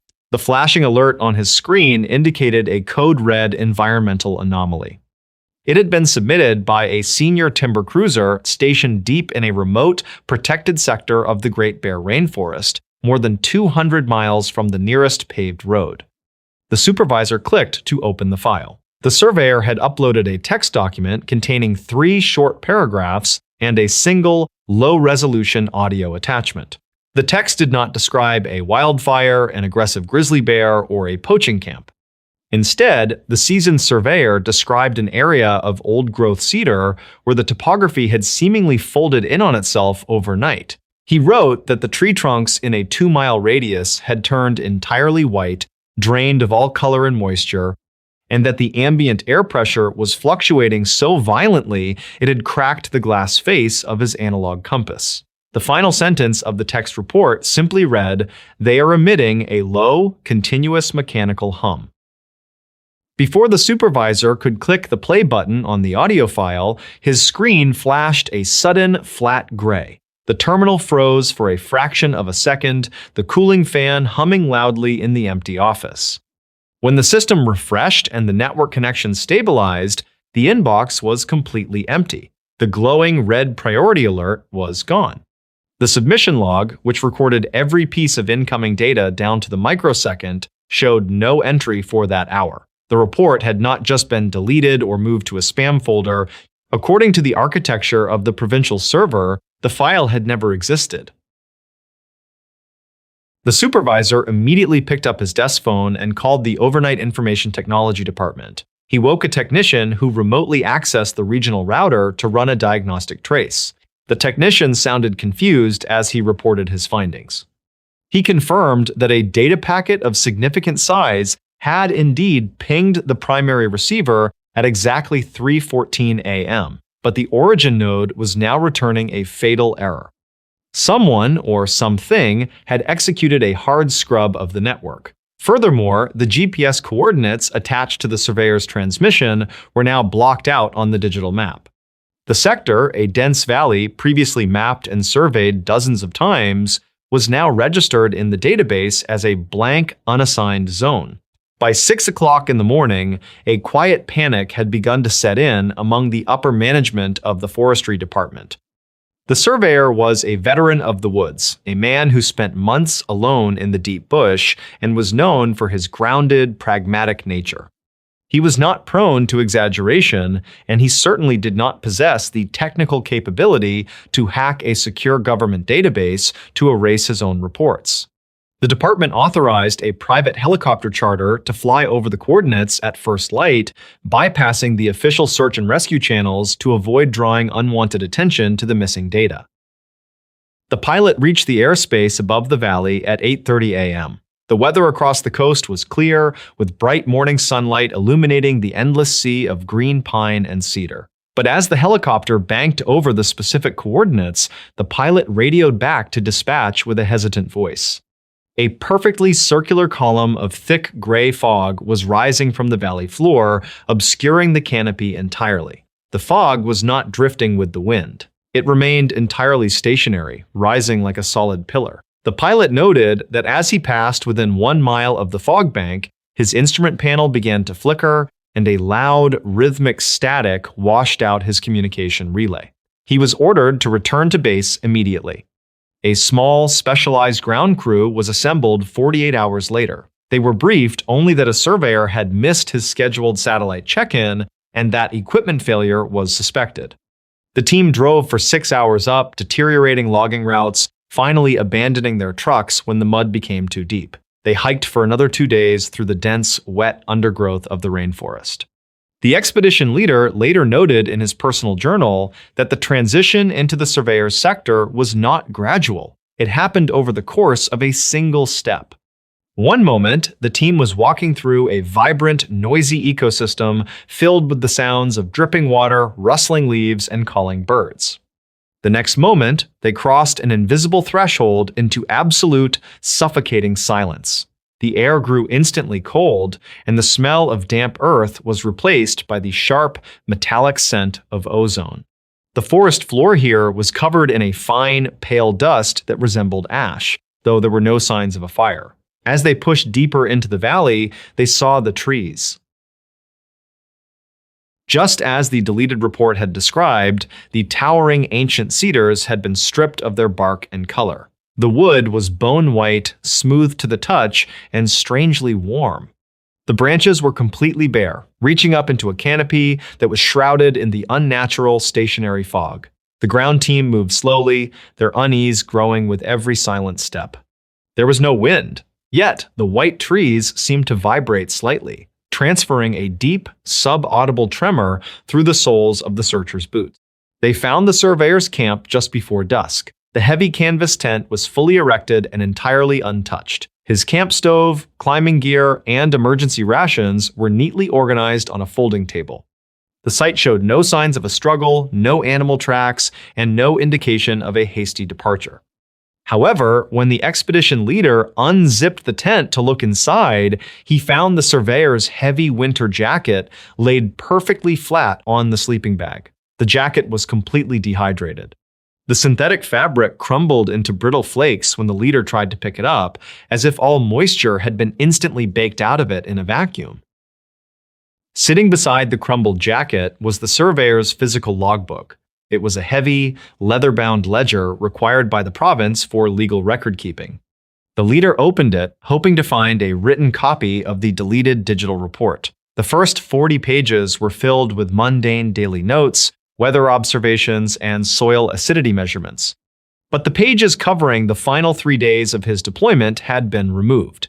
They were not torn out in a rush. They had been excised with surgical precision, sliced perfectly down the binding so that barely a paper fiber remained. The only electronic device left in the camp was a secondary handheld GPS unit resting on a stump outside the tent. The search team gathered around it as the technician powered the screen on.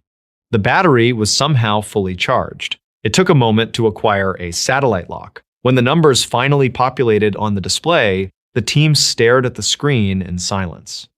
According to the uncorrupted hardware, their current elevation was not 4,000 feet above sea level, where they should have been. The device registered their elevation as a negative number, insisting they were currently standing 3 miles beneath the surface of the Earth. The expedition leader ordered an immediate retreat. The team hiked through the night, using headlamps to navigate the maze of bleached, vibrating trees, desperate to reach the tree line where the normal forest resumed. They left the camp exactly as they found it, taking only the corrupted GPS unit and the altered logbook. They spoke very little on the long drive back to civilization, each man privately haunted by the sheer, unnatural wrongness of the dead valley. When the team submitted their findings to the regional office, the response was swift and bureaucratic. The photographs they took of the white trees were confiscated and classified under a vague Environmental Protection Act. The anomalous GPS unit was sent to a federal laboratory in Ottawa and never returned.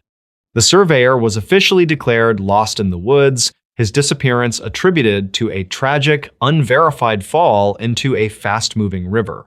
A public warning was issued designating the specific coordinates as an unstable landslide zone, strictly off-limits to all hikers and commercial logging operations. The regional supervisor, who had seen the original, vanished report, chose to retire early a few months later. He packed up his desk, handed over his keys, and moved to a small town on the eastern edge of the province, far away from the deep woods. But he could never quite shake the memory of that night shift. He often thought about the speed with which the system had scrubbed the file, a deliberate erasure executed from a level of authority he could not even comprehend. Most of all, he thought about the audio file he never got to hear. Years later, rumors began to circulate among the older forest rangers. They whispered about illegal, deep earth acoustic scanning taking place in the remote sectors. They traded stories about campers who wandered too close to the hazard zones and reported hearing a sound that carried on the wind. It was not the sound of a landslide or a river or an animal. According to the locals who lived near the edge of the deep wilderness, on particularly quiet nights, you could stand at the boundary line and hear a low, continuous mechanical hum rising from beneath the roots of the trees. A missing 411 case where footprints suddenly stopped. The footprints in the morning frost did not fade away slowly, nor did they show any signs of a struggle or a sudden violent fall. They simply stopped. It was near the edge of a high granite ridge, about 2 miles north of the main trail, in an area of the state forest thick with ancient pine and jagged limestone outcroppings. The search coordinator, a man who had spent 30 years tracking missing persons through these specific mountains, knelt and stared at the final depression in the pale white earth. The left boot print was deep, pressing heavily through the crisp layer of frost and into the damp, dark soil beneath. There was no right boot print to follow it. Beyond that single heavy indentation, there was only a vast, undisturbed sheet of frost covering the flat stone of the ridge. Nothing had brushed against the nearby ferns. No low-hanging branches were broken. It was as if the man had stepped forward with his left foot and simply ceased to be tethered to the ground. The geography of the upper basin was notoriously deceptive, a sprawling network of deep ravines and dense timber that could easily turn a seasoned hiker around. But the missing man was not a tourist. His name was Elias, a local surveyor who knew the topography of the northern ridge better than anyone in the county. He had walked out of his small cabin at 6 o'clock on a Tuesday morning in late October. The air that day had been crisp but clear, the kind of autumn morning that drew locals deep into the woods before the heavy winter snows arrived. He was dressed appropriately for the season in a heavy wool jacket, sturdy leather boots, and carried a small canvas pack with enough supplies to last well through the afternoon. According to the missing person report, Elias had only intended to check a line of remote trail cameras he maintained along the eastern edge of the property line. His wife told the 911 operator that he knew every stone and creek in that section of the woods. He had promised to return by noon for lunch. When 3 o'clock in the afternoon passed with no sign of him, a quiet, creeping unease settled over the house. When dusk arrived, bringing with it a sharp drop in temperature and the deep, total darkness of the mountain valley, that unease turned into a pressing emergency. By midnight, the first official search teams had already assembled at the trailhead with high-powered flashlights, radios, and a team of tracking dogs. The tracking dogs provided the first clear indication that this would not be a standard search and rescue operation. The handlers brought 3 experienced bloodhounds to the front porch of the cabin, allowing them to catch Elias's scent from a worn flannel shirt. Initially, the dogs performed exactly as trained. They pulled eagerly at their long leashes, leading the handlers up the familiar winding incline behind the property. They moved swiftly for the first hour, cutting through the dense, dark timber with absolute purpose, their noses close to the damp earth. But as the search party crossed the lower tree line and entered the shadow of the upper ridge, the behavior of the animals drastically changed. The lead dog suddenly stopped pulling. It lowered its head, sniffing frantically at a single patch of dead, frozen grass, before letting out a low, trembling whine and backing away. Within minutes, all three dogs sat rigidly in the cold dirt, refusing to take another step forward. They did not bark at the darkness. They did not circle looking for a lost scent. They simply sat close to their handlers, staring up into the black canopy of the towering pines, shivering violently despite their thick coats. The handlers eventually had to carry the dogs back down the trail, leaving the human volunteers to push forward alone. Witnesses in the search party later claimed that the woods felt entirely dead that night. The wind, which usually howled relentlessly through the narrow canyons of the basin, had dropped to an absolute unnatural standstill.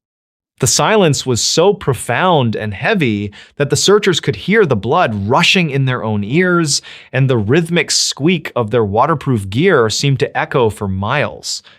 Usually, the forest at night was alive with the rustling of small animals in the underbrush, the sharp creak of settling wood, and the distant, lonely call of owls. But on that night, several seasoned rangers reported feeling an immense, suffocating pressure in the air, as if they were walking through the interior of a massive, soundproof room. Every beam of light sweeping through the trees seemed to stop short, swallowed by an unusual density in the dark. At 3:30 a.m., a team of volunteers sweeping the floor of the lower ravine found the first physical piece of evidence. It was Elias's canvas backpack sitting perfectly upright on the flat, mossy surface of a large river boulder. It had not been dropped in a panic or thrown aside in a rush. The shoulder straps were neatly arranged, tucked carefully beneath the base of the bag, and all the buckles were securely fastened. Inside, they found his metal water bottle entirely full, alongside his compass and a spare pair of heavy insulated gloves. The most unsettling detail of the discovery was the placement of his two-way radio. It was resting perfectly balanced on top of the closed backpack. The power switch was turned on, indicating the battery was still alive, but the volume dial had been rotated completely down to zero. It was a bizarre and troubling contradiction. A man lost or injured in the wilderness relies on a radio as his primary lifeline to the outside world. To deliberately silence the device and abandon it so carefully on a rock suggested either a calm, intentional choice to vanish or a state of mind that could no longer comprehend the concept of rescue. As the sun finally rose, casting long, pale, gray shadows across the basin, the trackers located a distinct set of boot prints in the soft mud near the boulder. The tracks clearly belonged to Elias, perfectly matching the heavy, deep-lug tread pattern of his winter boots, but the path they carved through the landscape made no logical sense. Instead of heading back down the gradual slope toward the safety of the valley and the highway, the prints turned away from home. They aimed directly toward the steepest, most unforgiving section of the mountain, a tangled mass of briars and loose scree. According to the lead rescue coordinator, the stride of the footprints was deeply alarming. The distance between the left and right impressions was impossibly wide. The spacing suggested that Elias was either running at a breakneck, desperate speed up a 45-degree incline, or taking massive, leaping bounds through thick underbrush that should have been physically impenetrable. A human being could not maintain that kind of momentum up a mountain face without tripping, stumbling, or leaving signs of broken branches and crushed vegetation. Yet, the tracks were clean, perfectly spaced, and relentless in their upward trajectory. 200 yards further up the punishing incline, the team found another piece of the puzzle, and it only deepened the growing sense of dread. Draped carefully over a low-hanging hemlock branch was Elias's heavy wool winter jacket. It was not torn, snagged, or hastily discarded. It had been meticulously unbuttoned, taken off, and folded neatly over the damp wood. The temperature in the valley had dipped to 28 degrees overnight. Stripping off a primary layer of winter clothing in sub-freezing conditions is a recognized symptom of late-stage hypothermia. a fatal phenomenon known as paradoxical undressing, where a freezing brain falsely signals to the body that it is burning up. Yet, the veteran trackers noted immediately that the timeline for hypothermia simply did not fit the physical evidence. Based on the distance from his cabin, Elias would have reached this specific spot only 2 or 3 hours after leaving home, far too early for the deep, delirious final stages of freezing to set in. Furthermore, the victims of hypothermia walk with a staggering, chaotic gait as their motor functions shut down. Elias's footprints leading away from the abandoned jacket remain straight, deep, and incredibly wide, showing a level of physical power and purpose that directly contradicted the symptoms of a dying man.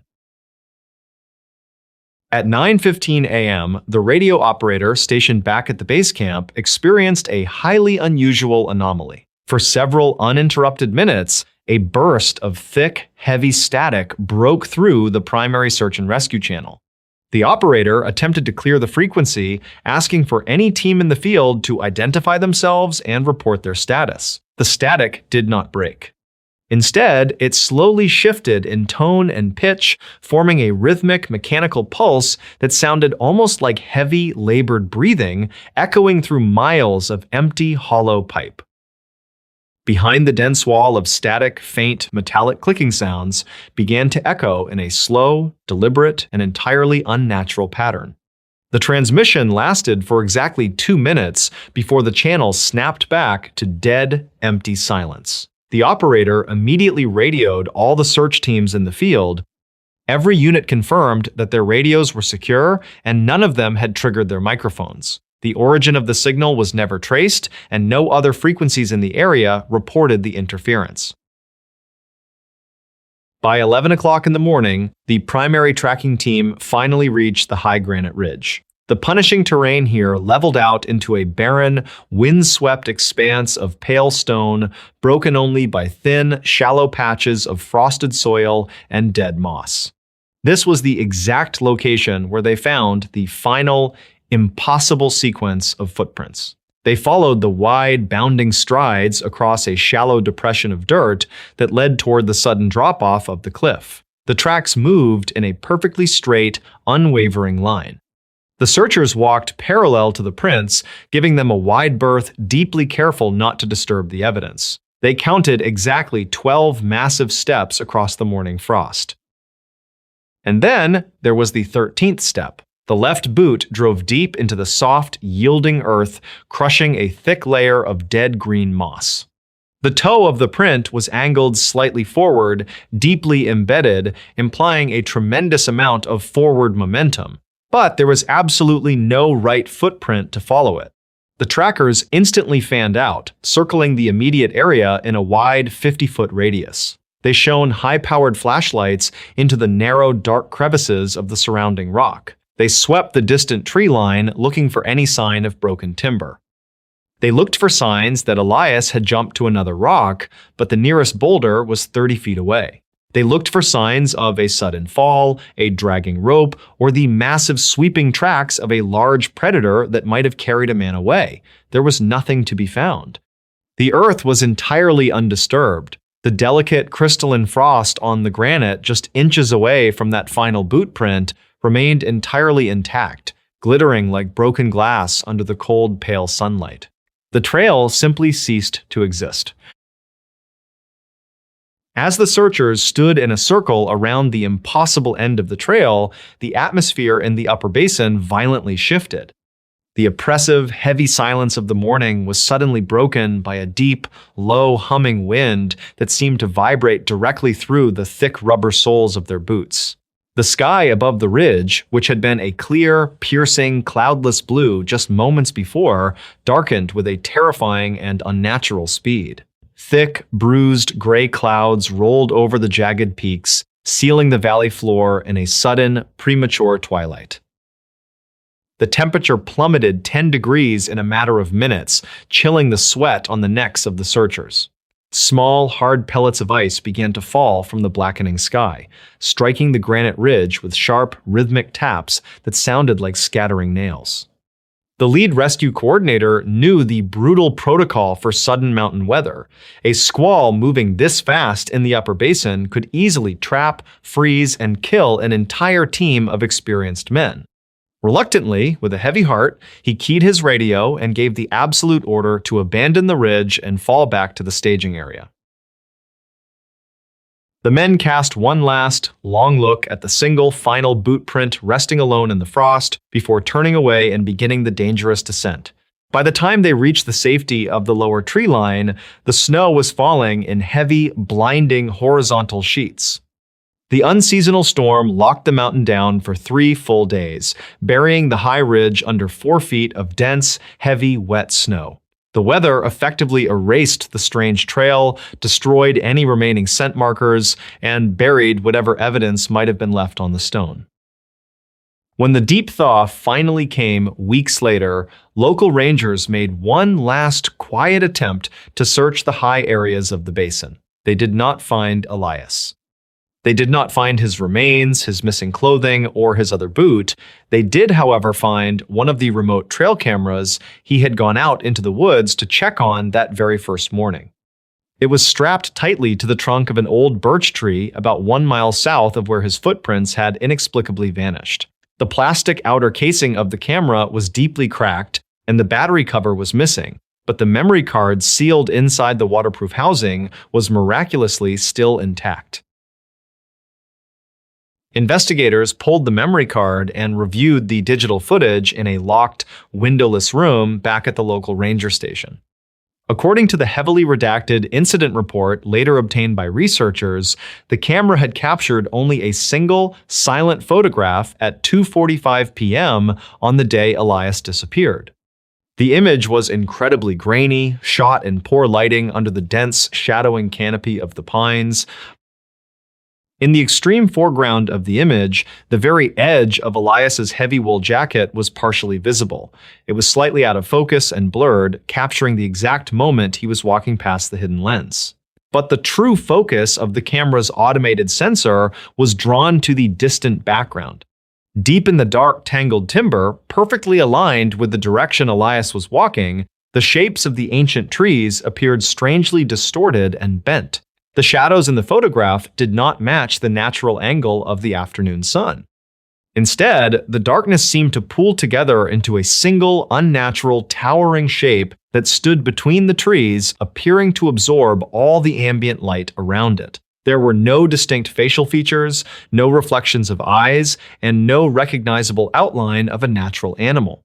It was just a profound, empty, towering mass of darkness standing perfectly still among the pines, waiting on the exact path that Elias was walking toward. The case of the missing surveyor remains officially open, filed quietly under unexplained local disappearances. The dense woods surrounding the upper basin were eventually closed to casual hikers, with the state citing dangerously unstable terrain and deeply unpredictable weather patterns as the official reason. But those who have lived in the shadow of the valley for generations still talk quietly about the man who walked up the mountain and simply stepped off the face of the earth. The story has woven itself into the fabric of the local folklore, becoming a whispered warning passed down to young hunters. They say that sometimes, in the absolute dead of winter, when the biting wind completely drops and the ancient trees grow utterly, unnaturally silent, you can still find massive, wide, bounding footprints carved deeply into the fresh snow. Those foolish enough to track them follow the impossible strides for miles, winding through the darkest and most isolated parts of the forest until they finally reach an open clearing or a high, lonely ridge. And there, alone in the freezing, absolute silence, the tracks always stop. A Banff trail case where time did not match the distance. When search and rescue volunteers finally located David near the lower bend of the Banff Ridge Trail, the immediate confusion was not that he was injured, but that he was entirely unrecognizable. He had been missing for exactly 48 hours. Yet, as the lead tracker approached the slumped figure resting against a decaying cedar tree, he noted that the man possessed a thick, untrimmed beard and fingernails that had grown long, yellowed, and brittle. His hiking boots, purchased brand new just 3 days prior, according to his wife, were worn down to the smooth, treadless rubber. The leather of the boots was cracked and bleached by an impossible amount of sun. He sat only 2 miles from the main parking lot, staring vacantly into the dense, damp ferns. The incident occurred in October of 1998 in a remote, fog-heavy stretch of the Cascade Mountains. David was 34 years old, an experienced outdoorsman who closely followed local elevation shifts and weather patterns. He had planned a simple 6-mile loop up the ridge and back down through the valley. It was a Saturday. He left a detailed itinerary on his kitchen counter, stating he would be home by 6 o'clock in the evening. When darkness fell and his vehicle remained the only one left in the gravel lot at the trailhead, the local Forest Service was notified. By Sunday morning, a standard grid search had commenced. The weather was unusually mild for late autumn. There was no rain, no sudden drop in temperature, and no wind to disturb the forest floor. Search dogs were brought in to trace his scent from the driver's side door of his car to the wooden trailhead marker. They followed the invisible path easily for the first mile, their noses pressed to the damp earth. But near an area locals called the Silent Basin, a natural depression surrounded by towering, moss-draped Douglas firs, the dogs stopped. They did not bark, and they did not whine. They simply sat down on the trail, refusing to cross an invisible threshold, their focus locked on the empty woods ahead. The human searchers pressed on, leaving the animals behind and moving through the basin in a sweeping line. The silence in that specific section of the forest was profound. Several volunteers later reported a strange heavy pressure in their ears, similar to the sensation of descending rapidly in an airplane. The natural sounds of the woods, the rustling of leaves, the calls of distant birds, and the rushing of nearby creeks simply ceased to exist. It was in this pocket of dead air that they found the first strange piece of evidence. It was a single boot print pressed deep into a patch of soft mud. The tread pattern matched the new boots David had been wearing. However, the stride length was entirely wrong. The distance between the right footprint and the next left footprint was nearly 9 feet. It was a distance impossible for a man to cover in a single walking step, suggesting he had been running at a dead sprint or perhaps leaping in blind terror. More disturbing to the trackers was the direction. The footprints did not lead deeper into the woods, nor did they lead back toward the trail. They turned abruptly and led straight into a dense wall of thorny underbrush where no path existed. Following the projected path of those leaping strides, a volunteer found a discarded plastic water bottle resting upright on a flat stone. It belonged to David. It was completely empty, bone dry on the inside, without a single drop of condensation. The clear plastic had yellowed significantly and turned brittle to the touch, exactly as if it had been sitting in the relentless heat of a desert sun for several years. When the volunteer picked it up, the plastic cracked audibly beneath the light pressure of his fingers. The search was suspended at nightfall and resumed early Monday morning. The atmosphere on the mountain had shifted overnight. A thick, clinging mist rolled through the pine trees, limiting visibility to less than 50 feet. At approximately 9:15 a.m., a Forest Service dispatcher monitoring the emergency radio channels caught a brief, heavily distorted transmission. It was not broadcast on the standard civilian band, nor was it intercepted on a ham radio frequency. It came through on a secured tactical channel used exclusively by park rangers and emergency personnel. The voice breaking through the heavy static was weak, parched, and trembling. It was later positively identified as David by his wife, though the tone was undeniably altered. He did not ask for help. He did not provide his coordinates or describe his injuries. Instead, the dispatcher listened as the man muttered in a low, exhausted, almost hypnotic monotone. He stated clearly that the sun had not come up.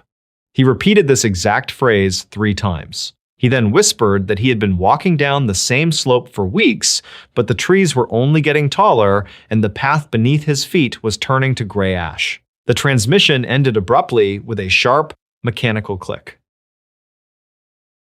Tracking the signal proved impossible. The radio tower logs showed no origin point for the broadcast, no triangulation data, and no registered radio ID. It was as if the audio had simply manifested directly out of the speakers in the dispatch room. Meanwhile, the ground teams were circling back toward the lower bend of the trail, sweeping an area they had already thoroughly checked the day before. The mist was particularly thick near the base of the ridge. It was here, just 20 yards off the marked path, that a volunteer noticed a dark shape huddled against the massive roots of a dead tree. David did not react when his name was called. His eyes were open, but he did not blink. The pupils were dilated to the very edge of his irises, rendering his eyes completely black against the pale whites. The paramedics who arrived on the scene documented an array of physical impossibilities. He was severely malnourished, his collarbones and ribcage visible beneath the torn remnants of his wool sweater. His skin was leathered, deeply tanned, and heavily weathered. The internal zipper of his jacket, made of stainless steel, had rusted completely shut. But the most disturbing detail was the digital watch strapped securely to his left wrist. The glass face of the watch was scratched and clouded with thick condensation. The digital readout was still functioning, powered by a specialized, long-lasting battery. When the lead medic checked the screen to log the official time of recovery, he found that the watch displayed a date in the middle of October in the year 2005. The internal calendar of the device had advanced exactly 7 years over the course of 48 hours. The stopwatch function, which David frequently used to time his hikes, was still running. It showed over 61,000 hours logged. They carried him out of the woods on a rigid backboard. He offered no resistance, his limbs limp and unresponsive. The medics estimated he weighed no more than 110 pounds, a staggering loss from his documented weight of 180. At the local hospital, the attending physicians were baffled by his preliminary blood work. His body showed the advanced stages of prolonged starvation and severe vitamin deficiencies, conditions that typically take many months, if not years, to develop. The soles of his feet provided further grim evidence. When the nurses removed the remnants of his wool socks, they found the skin covered in thick, hardened calluses. The heels were split and bleeding, with layers of dead tissue built up in a manner consistent with someone who had walked barefoot across rough terrain for thousands of miles. Yet, despite these signs of immense physical decay over an agonizingly long period, an examination of his digestive tract revealed the partially digested remains of the oat granola bar he had been seen eating in his car on Saturday morning. Biological time and chronological time had violently separated within his own body. Investigators attempted to piece together the missing 2 days by examining his personal belongings. His day pack, constructed of heavy-duty, weather-resistant nylon, was frayed at every seam. The bright red fabric was bleached almost white, heavily stained with a pale gray dust that did not match the soil composition of the Cascade Mountains. Deep inside the main compartment, wrapped inside a brittle plastic bag, they found his 35mm camera. The film roll was carefully extracted in a darkroom and sent to a specialized laboratory for development. There were 24 exposures on the roll. The first 3 photographs were perfectly normal. They depicted the gravel parking lot, the wooden trailhead marker, and a shot of the morning mist rolling through the lower valley. The lighting was consistent with an overcast Saturday morning. The 4th photograph, however, showed the edge of the silent basin, and the lighting was deeply unnatural. The shadows cast by the dense fir trees fell in conflicting directions, crisscrossing over the trail, suggesting multiple dim light sources in the sky, none of them directly overhead. From the 5th frame onward, the images documented a landscape that no park ranger, surveyor, or local historian could identify. The trees in the photographs were dead and entirely stripped of bark. Their trunks were smooth, twisting upward like blackened, broken fingers against a pale, featureless sky. The ground was covered in a thick layer of the same gray ash found on his backpack. There was no underbrush, no rocks, and no trail markers. just an endless, repeating expanse of dead timber and gray dust. The photographs grew increasingly erratic as the roll progressed. Frames 15 through 20 were heavily blurred, taken in motion. The camera was pointed downward or angled wildly at the sky, suggesting the photographer was running in absolute panic. The lighting in these middle frames grew progressively darker, the featureless sky fading into a deep, impenetrable black. The final photograph on the roll, the 24th frame, remains the most debated and heavily classified piece of evidence in the entire case file. It was severely underexposed, dominated by absolute darkness. But near the center of the frame, caught in a grainy, out-of-focus blur, was a towering structure. It appeared to be a massive stone staircase carved directly into the side of an impossibly sheer cliff face. Standing on the lower steps of this staircase were tall, vaguely human silhouettes. They were elongated and impossibly thin, their limbs disproportionate to their bodies. Their featureless heads were turned entirely toward the camera lens. The only illumination in the photograph was a dim, sickly red glow radiating from the top of the stairs, casting long, unnatural shadows down the steps. David never regained the ability to speak. He spent his remaining weeks in a secure, private room in a state medical ward. He spent his days sitting rigidly in a chair, staring blankly out the window at the distant tree line of the surrounding hills. He refused to sleep in the dark. He became violently agitated, screaming soundlessly if the nurses attempted to turn off the overhead fluorescent lights. Whenever the room darkened, even momentarily from a passing cloud, he would scramble backward, press his spine against the farthest wall, and cover his eyes with his bruised, trembling hands. His physical deterioration accelerated at a terrifying, unnatural rate. Within a single month, his untrimmed hair and beard turned entirely stark white. His teeth loosened and fell out. His bone density collapsed, leaving him fragile and bedridden.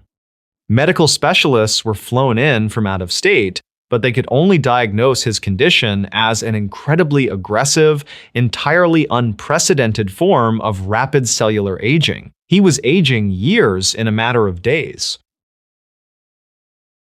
He passed away quietly in his sleep on a Tuesday evening in late November, exactly 6 weeks after he was found near the trail. The official death certificate filed by the county coroner listed the primary cause of death as complete heart failure brought on by severe environmental exposure and clinical dehydration. No mention of the advanced cellular decay, the mismatched timeline, or the impossible state of his equipment was included in the public medical record. The investigative case file was quietly closed. The anomalies were officially written off in internal memos as severe delirium combined with manufacturing defects in his gear. His digital watch was placed in a sealed evidence locker in the basement of the regional precinct, its scratched screen still glowing, silently counting the thousands of impossible hours. The camera, the brittle water bottle, and the envelope of developed photographs were archived deep within the state's missing persons database, filed under an obscure case number, rarely requested and never published for the public to see. But among the tight-knit community of search and rescue teams who still work the Banff Ridge Trail, the story of David remains a quiet, persistent warning. The veteran trackers of the unit will never hike through the Silent Basin alone, regardless of the weather. They advise newcomers to always keep a close eye on their own shadows, ensuring they only ever point in one single direction. And if the surrounding forest ever grows completely, entirely silent, if the birds stop calling and the wind dies down to nothing, they are told to turn around immediately and walk back to the parking lot. They are warned to leave before the path beneath their feet begins to stretch, before the trees start to grow unnaturally tall, and before the time required to walk home becomes longer than the years they have left to live. Attacked at the Sally House. The limestone walls of Atchison, Kansas hold a coldness that the prairie sun cannot reach. In this small town where the Missouri River winds like a slow, dark ribbon, stands a modest brick house on North 2nd Street. To a passing stranger, it looks like a relic of the late 19th century, sturdy, unassuming, and quiet. But the air around the property feels heavy, as if the oxygen has been replaced by the weight of a 100-year-old secret. Inside, the shadows do not behave according to the laws of light. They cling to the corners of the ceiling, and they watch. They are waiting for a specific kind of guest. They are waiting for the men. The legend of the Sally house is not one of a vengeful widow or a spectral soldier, but of a child. According to the documented lore of the town, the haunting traces back to a young girl named Sally who died on the operating table in the front room of this very house. In the early 1900s, the home served as the residence and office of a local physician. Sally was brought there by her frantic mother, suffering from a severe case of appendicitis. The doctor, fearing the organ would rupture, did not wait for the anesthesia to take full effect. Sally's final moments in the world of the living were defined by the cold bite of a scalpel and a blinding, white-hot agony. She died believing the man trying to save her was the man who was torturing her. For decades, the house remained relatively quiet, a slumbering vessel for a trauma that refused to dissipate. It wasn't until the early 1990s that the house truly woke up. A young couple, Tony and Deborah Pickman, moved into the residence, unaware that they were stepping into a territorial battleground. From the very first night, the atmosphere shifted. The temperature would plummet in the nursery, dropping 20 degrees in a matter of seconds.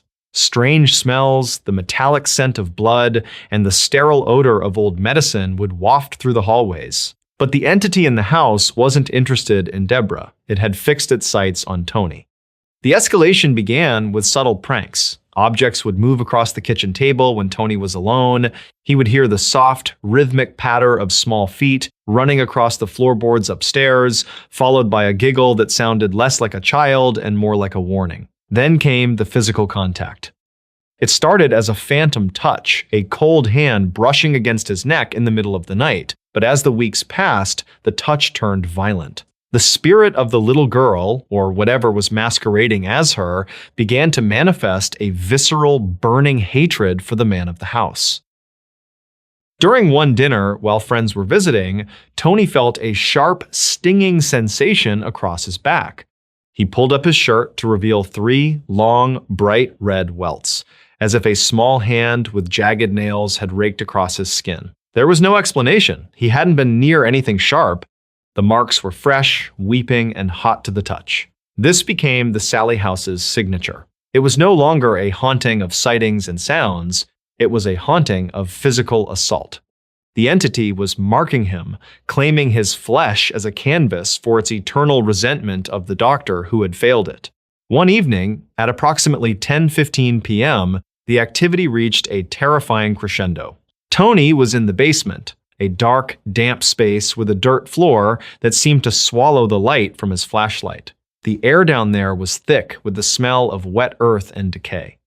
He felt a sudden, oppressive pressure on his chest, making it difficult to breathe. He tried to turn back toward the stairs, but his feet felt heavy, as if he were walking through waist-deep water. Then, the burning started. It wasn't just a scratch this time. It felt like someone had pressed a branding iron against his torso. He cried out, stumbling toward the light of the kitchen above. When he reached the safety of the living room and lifted his shirt, his wife gasped. Across his chest were dozens of scratches, crisscrossing in a chaotic pattern. Some were thin and shallow, while others were deep enough to bead with blood. They formed a frantic, angry map of pain. As they watched, new marks began to appear in real time, appearing under the skin like invisible ink being heated by a flame. There was no one near him. The room was empty of anyone living, yet Tony was being shredded by unseen fingers. The horror angle of the Sally house is the realization that the entity isn't just a confused child. Investigators who have spent nights in the house describe a dual presence. There is the girl, Sally, who is often seen in a pinafore dress clutching a teddy bear, but behind her, or perhaps using her image as a mask, is something much older and more sinister. This darker force thrives on the fear of men. It watches from the top of the stairs, a shadow taller than any man, with eyes that do not reflect light. When male visitors enter the nursery, they often report a feeling of intense nausea, followed by the unmistakable sensation of being watched by something that wants to tear the skin from their bones. One investigator in the mid-90s recounted a session at 3 a.m. in the nursery. He sat in the center of the room with a tape recorder, asking questions into the silence. He felt a sudden icy breeze pass through his hair. He joked nervously about the cold, trying to maintain his composure.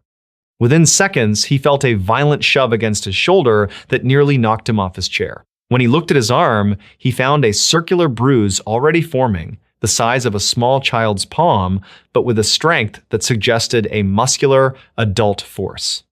The audio recording from that night captured a low, guttural growl that no human throat could produce, followed by a child's voice whispering a single word, "Get out." The house has a way of isolating its victims. Even when the room is full of people, the man being targeted feels as though he is in a void. The sounds of the outside world, the cars on North 2nd Street, the wind in the trees fade into a muffled hum. All that remains is the sound of his own heartbeat and the realization that he is being hunted in a space that should be a sanctuary. The scratches often appear in sets of 3, a mockery of the Holy Trinity that is common in demonic hauntings, suggesting that the little girl may be a facade for something far more predatory. By the time the Pickmans finally fled the house, Tony's body was a map of scars. He had suffered over 20 documented physical attacks.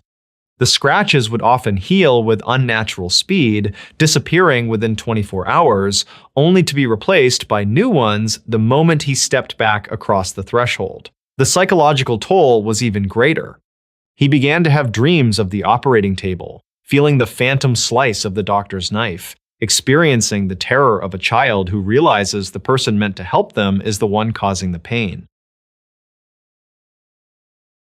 Today, the Sally House remains a site of pilgrimage for those who wish to test their bravery, but the warnings remain unchanged. Women and children often walk through the rooms with nothing more than a slight chill or a sense of sadness. But for the men who dare to enter, the experience is different.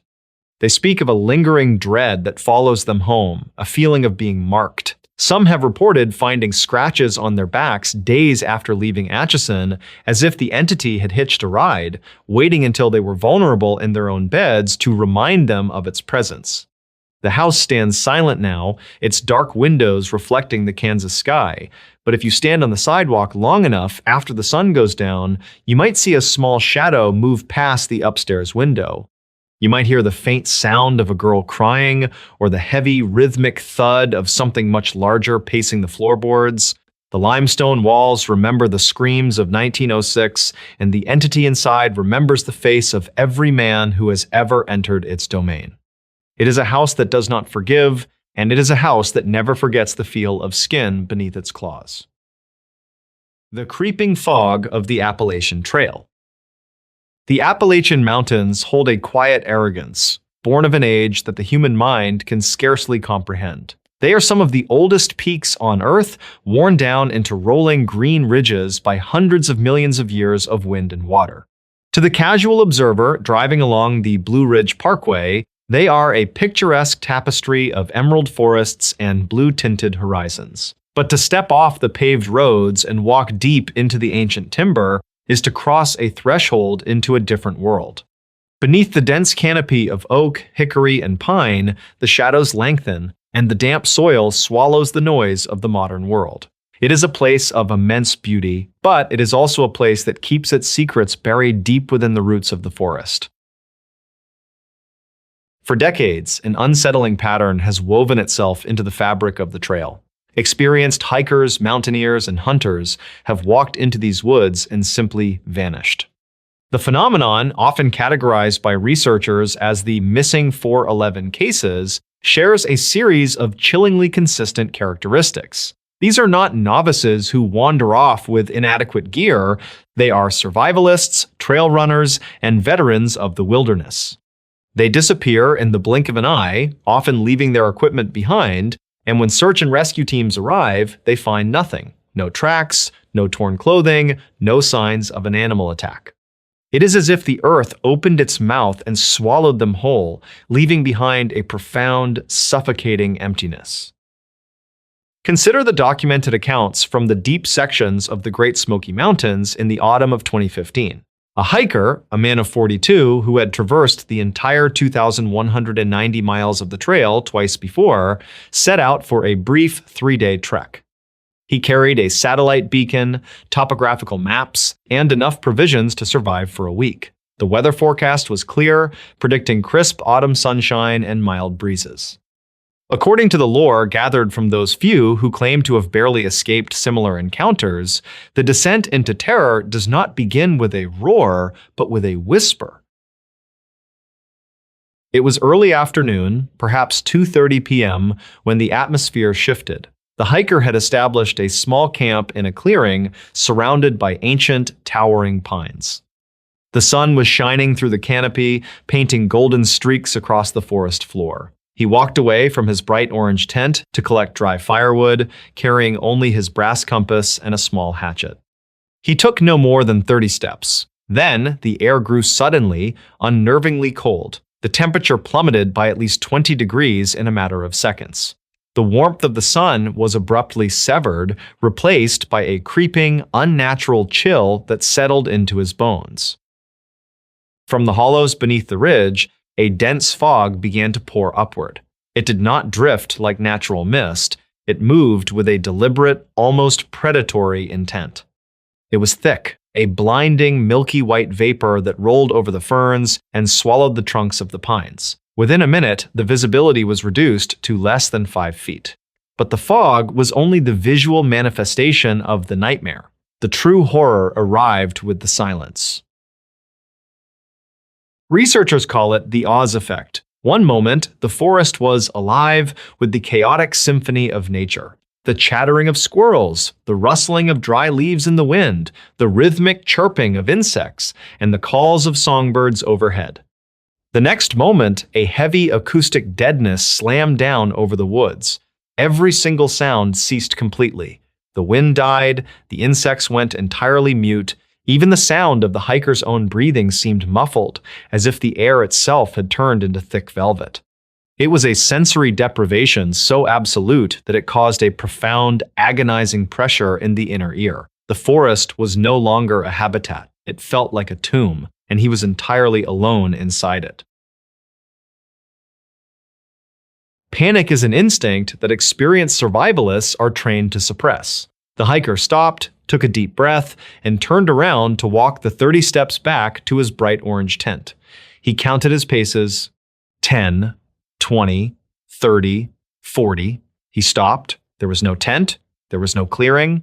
There were only endless, identical gray trunks of pine trees fading upward into the suffocating white mist. He had walked in a perfectly straight line, yet the topography around him seemed to have shifted entirely. He felt the distinct, sickening sensation of being watched. The hairs on the back of his neck stood up, and a primal alarm bell rang in the deepest part of his brain. Something massive, unseen, and hostile was observing him from just beyond the veil of the fog. He pulled the brass compass from his pocket, trusting the magnetic north over his own confused senses. He held it flat in his palm. The red needle did not point, it spun. It rotated in a slow, continuous circle, unaffected by the Earth's magnetic field, as if the laws of physics had been suspended within this isolated pocket of the woods. The needle spun faster, clockwise, then abruptly jerked and spun counterclockwise.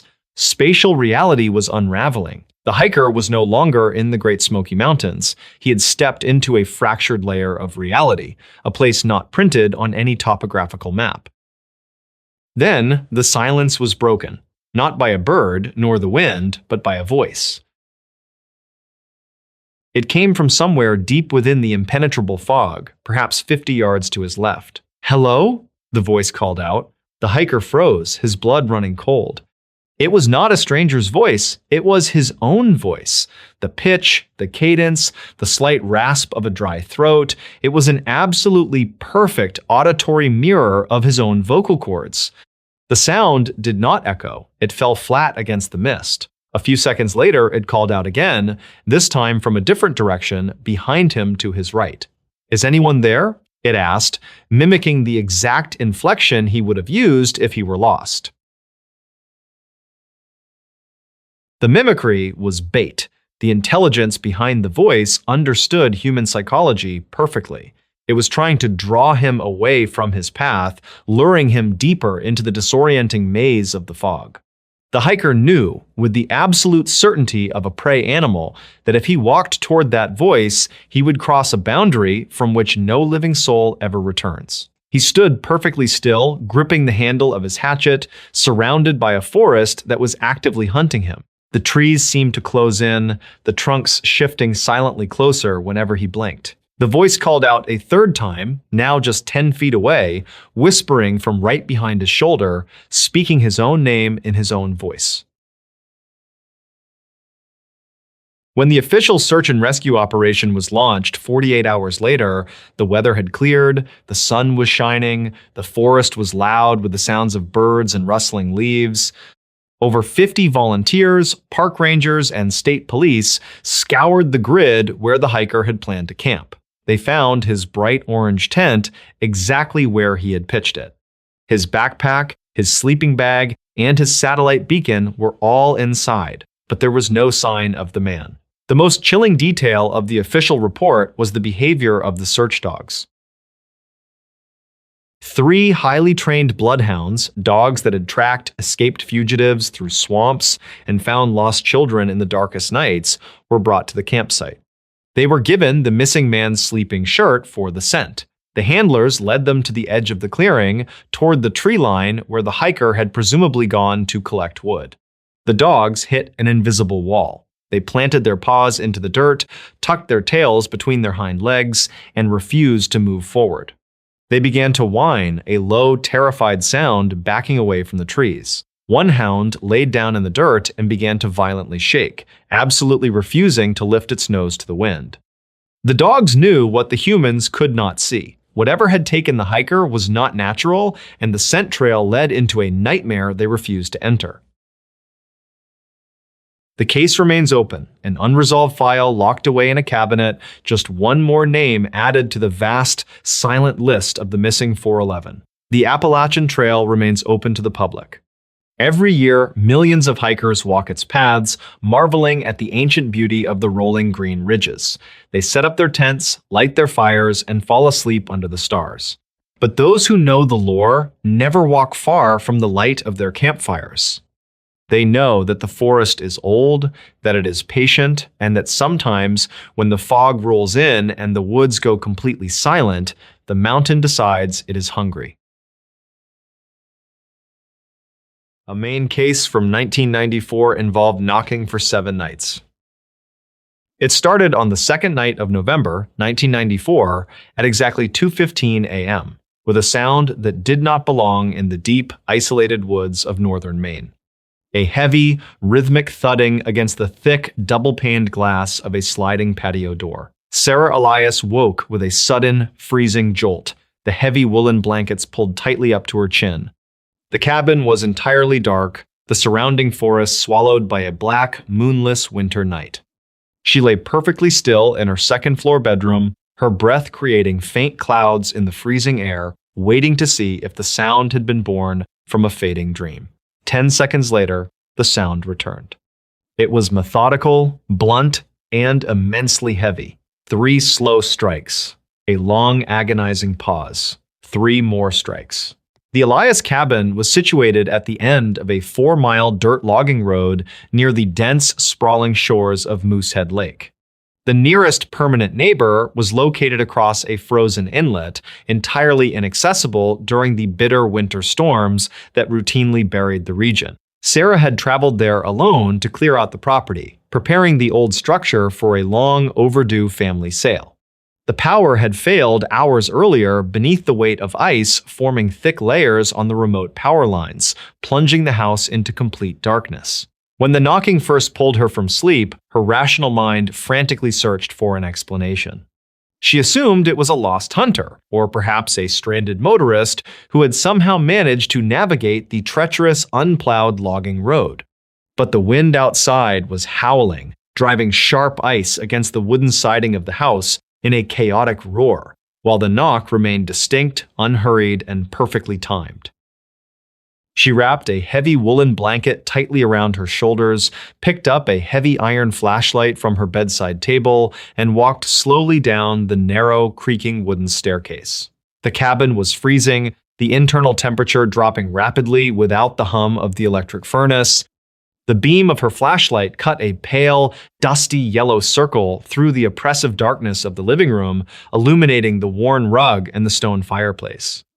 When she finally reached the sliding glass door at the back of the house, she fully expected to see a desperate face pressed against the frost, begging for shelter. Instead, there was only the black, mirrored reflection of the room behind her. She reached out and flipped the wall switch for the exterior floodlight, acting on pure, ingrained habit, fully aware the backup generator was not running.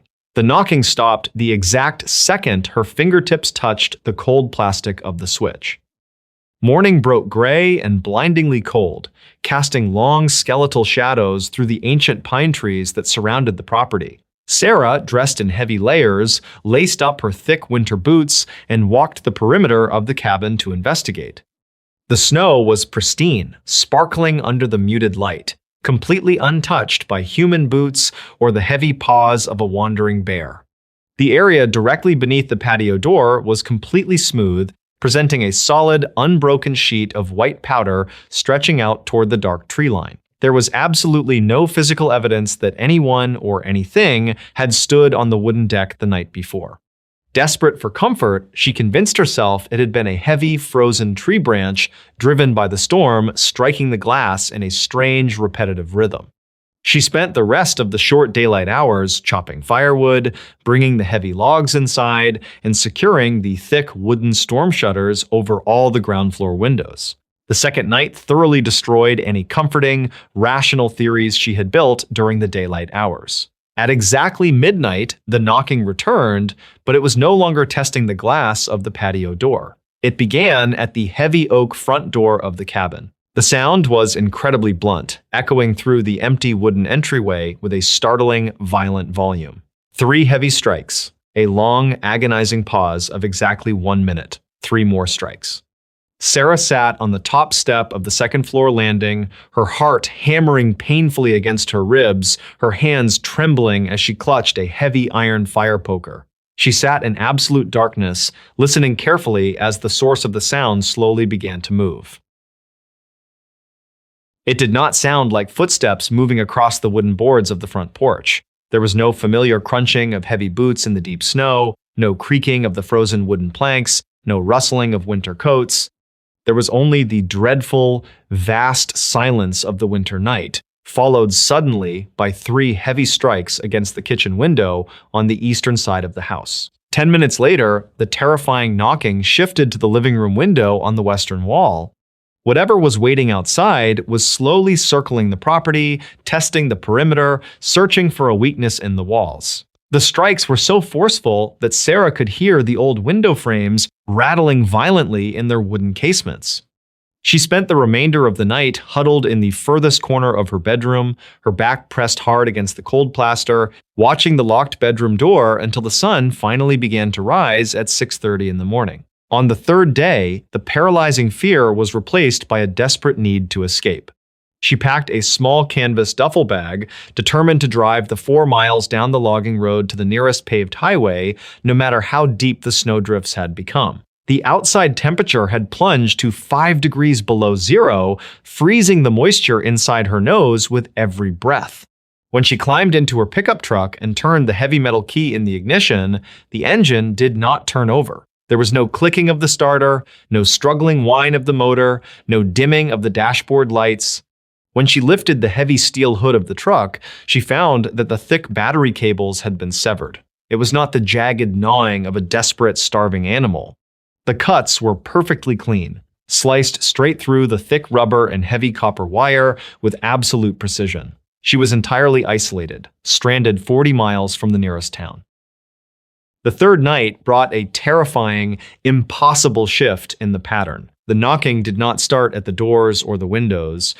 At exactly 11:15 p.m., the heavy, hollow sound came from directly above her head. Something was moving on the steep, slanted roof of the cabin. The heavy wooden support beams groaned under a sudden, immense, shifting weight, followed immediately by 3 hollow thuds against the frozen asphalt shingles. The terrible sound vibrated down through the wooden framework of the house, shaking decades of loose dust onto the bedroom floor. Sarah stared wide-eyed at the ceiling, paralyzed by the sheer physical impossibility of the situation. The roof of the cabin was pitched at a severe angle designed to shed heavy snowfall and was currently covered in 3 feet of slick, deadly ice. Nothing should have been able to stand up there, let alone strike the wood with such methodical, deliberate, and devastating force. The roof knocking continued for a full hour, dragging slowly from one end of the cabin to the other before sudden silence fell over the property. Sarah waited in the dark, her breath pluming in the freezing air of the bedroom, her grip tightening on the iron poker. Just as her exhausted muscles began to relax, the 3 strikes returned. This time, they came from deep beneath the wooden floorboards on the first floor. The cabin sat elevated on a shallow dirt crawl space, barely high enough for an adult to drag themselves through on their stomach in total darkness. The sound was slightly muffled by the thick fiberglass insulation stuffed between the joists, but the rhythm remained entirely identical. 3 strikes. A 1-minute pause. 3 strikes. Something was positioned directly beneath the living room floor, knocking upward against the wood, tracking her movements through the ceiling. By the 4th day, severe sleep deprivation had begun to warp the edges of her reality. Shadows pooling in the corners of the empty rooms seemed to stretch, quiver, and linger just a moment too long when she moved her flashlight. The vast silence of the house was deafening, pressing heavily against her ears like deep water. She ventured outside for only 10 minutes to frantically gather the remaining firewood from the outdoor shed. It was during this panic trip that she noticed the perimeter of the house. There were still no footprints anywhere in the deep snow, but there was a continuous, shallow trench perfectly circling the cabin. It looked exactly as if a heavy, smooth, rounded object had been dragged slowly through the snow, maintaining an exact distance of 2 feet away from the exterior walls. The bizarre trench never deviated in its distance from the house, forming a perfect, unbroken circle around her prison. The 5th night marked the terrifying turning point in the ordeal. The massive winter storm outside had completely died down, leaving a still, crystalline cold in its wake. The silence of the forest was absolute, almost suffocating. At exactly 2 in the morning, the knocking began once again, but it severely lacked the muffled, hollow distance of the previous nights. The sound was sharp, incredibly resonant, and entirely too close. Sarah realized with a sickening, dizzying drop in her stomach that the knocking was coming from inside the walls of the house. It was echoing directly up from the darkness of the basement stairwell. She had securely locked the heavy basement door on the very first day, even taking the time to shove a heavy wooden dresser across the hallway to block the frame. Now, as she stood frozen in absolute terror at the top of the main staircase, she listened to the horrifying rhythm. 3 heavy thuds against the inner wood of the basement door. A 1-minute pause, 3 more thuds. Whatever had been circling the cabin in the snow, whatever had been dragging itself beneath the floorboards, was now standing on the wooden basement steps, violently knocking to get into the main hallway. Sarah backed away slowly, retreating silently up the stairs, never taking her wide eyes off the dark landing below. Once inside her bedroom, she locked the door, braced a wooden chair under the handle, and pushed her heavy oak bed frame across the floor to barricade herself in. On the 6th night, the patterned knocking escalated into a continuous, deafening assault that defied all reason. It began immediately at sundown and simply did not stop. It came from all sides of the house simultaneously. The heavy oak front door, the back wooden deck, the shuttered kitchen windows, the steep roof, and the barricaded basement door were all struck at once. The heavy, rhythmic thuds overlapped in the darkness, creating a maddening tribal drumbeat that literally shook the entire structure of the house. The framed family photographs lining the hallway vibrated right off their rusty nails, shattering violently on the hardwood floors. Sarah sat huddled tightly in the dead center of her bedroom floor, rocking back and forth with her hands pressed painfully hard over her ears. Desperate for anything else, she turned on a small battery-operated emergency radio, hoping to catch the local weather band, praying to hear a human voice. She rotated the small plastic dial with trembling fingers, pushing through thick walls of buzzing static. There were no voices, there was no music, there was no emergency broadcast. But as she tuned slowly past a dead frequency, the thick static suddenly dropped away into a low, droning electric hum. From the small, tinny speaker of the radio, she heard the sound. 3 heavy strikes. A pause. 3 heavy strikes. The radio was broadcasting the exact rhythm of the knocking that was currently tearing her house apart. It was as if the small device had tuned directly into the very frequency of the terror waiting outside. She violently crushed the plastic radio beneath the heel of her heavy winter boot, permanently silencing the speaker, but the overlapping knocking against the wooden walls continued unceasingly until the first pale light of dawn. The 7th night brought a completely different, infinitely worse kind of horror. There was no overlapping chaos, no deafening barrage against the exterior walls. Instead, there was an absolute, suffocating, breathless silence. Sarah waited in the freezing dark of her deeply barricaded bedroom, clutching a large steel hunting knife, her eyes wide and burning fiercely from exhaustion. The antique mechanical clock on the wall ticked loudly in the quiet room, counting down the dreadful minutes. Midnight passed without incident. 1 a.m. passed. 2 a.m. passed in total silence. She began to desperately hope that the terrible ordeal was finally over, that whatever had laid siege to the cabin had finally moved on into the deep, frozen woods. Then, at exactly 3:43 a.m., she heard it. The knocking did not come from the exterior walls of the house. It did not come from the steep roof or the dark basement. The 3 slow, methodical strikes came from the empty space of the wall directly behind her wooden headboard, the thin interior wall that separated her bedroom from the empty spare guest room. She slowly crawled backward away from the bed, moving silently toward the far corner of the room, her breathing shallow and ragged. Exactly 1 minute later, the knocking moved. It struck the heavy wooden panels of her own locked bedroom door from the hallway side. Then, incredibly, the sound moved entirely outside. It struck the exterior glass of her second-floor bedroom window, a window that was suspended exactly 30 feet in the air, featuring no balcony, no fire escape, and absolutely no tree branches anywhere nearby. After the 3 terrifying strikes on the second-story glass, the rhythm finally broke for the very first time. Instead of a 1-minute pause, a completely new sound began. A slow, agonizing, ear-piercing screech of heavy metal dragging against the frosty glass. It sounded exactly like a thick, rusted iron nail being slowly pulled across the fragile window pane, searching blindly for a seam, searching for a weakness in the wooden frame.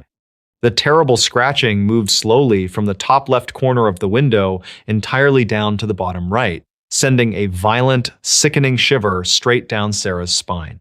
She crawled desperately into the small bedroom closet, pulled a pile of heavy winter coats completely over her head, squeezed her eyes shut in the absolute darkness, and waited in terror for the sound of shattering glass. 4 days later, a massive Yellow County snowplow finally managed to break through the towering snowdrifts, blocking the old logging road, clearing a passable path all the way to the Elias property. 2 local deputies followed closely behind in a 4-wheel drive vehicle, responding to a frantic, repeated welfare check requested by Sarah's worried family down in Boston. When the officers finally arrived, they found the isolated cabin half buried in fresh, sparkling snow. There was no smoke rising from the stone chimney. The heavy oak front door was entirely unlocked, swinging slightly inward with the bitter cold winter breeze. The deputies immediately drew their service weapons and stepped cautiously inside the freezing dark, loudly calling out her name. The cabin remained utterly, completely silent. The interior of the house was freezing, but perfectly, immaculately tidy. The kitchen counters were clean and wiped down, the living room furniture was undisturbed, the heavy wooden shutters were still tightly secured over all the ground floor windows. But when the two deputies slowly reached the back hallway, they found the heavy wooden dresser pushed violently aside. The thick door leading down to the dark basement was securely closed, but the wood itself was severely, unimaginably damaged.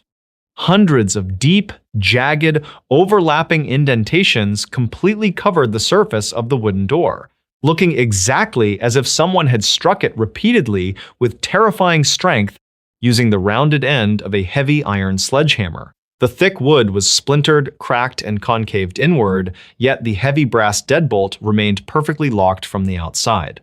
Sarah Elias was never found. The county police searched the surrounding winter woods for 2 solid weeks using highly trained tracking dogs, but the dogs completely refused to step past the initial tree line, simply sitting down in the deep snow and whining nervously at the dark, empty gaps between the towering pine trees. The official missing person report, formally filed on the 14th of November 1994, remains permanently open in the county archives, gathering dust in a filing cabinet. The Elias cabin stood completely empty for 20 long years before finally collapsing under the immense crushing weight of a severe winter storm. But the locals still strictly avoid the old logging road once the sun goes down. According to the older, superstitious residents of the town, if you park your car near the rotting ruins at exactly 2 in the morning and turn off your engine, you do not hear the wind blowing through the trees. You hear 3 hollow, rhythmic thuds echoing slowly and patiently from deep within the frozen black earth.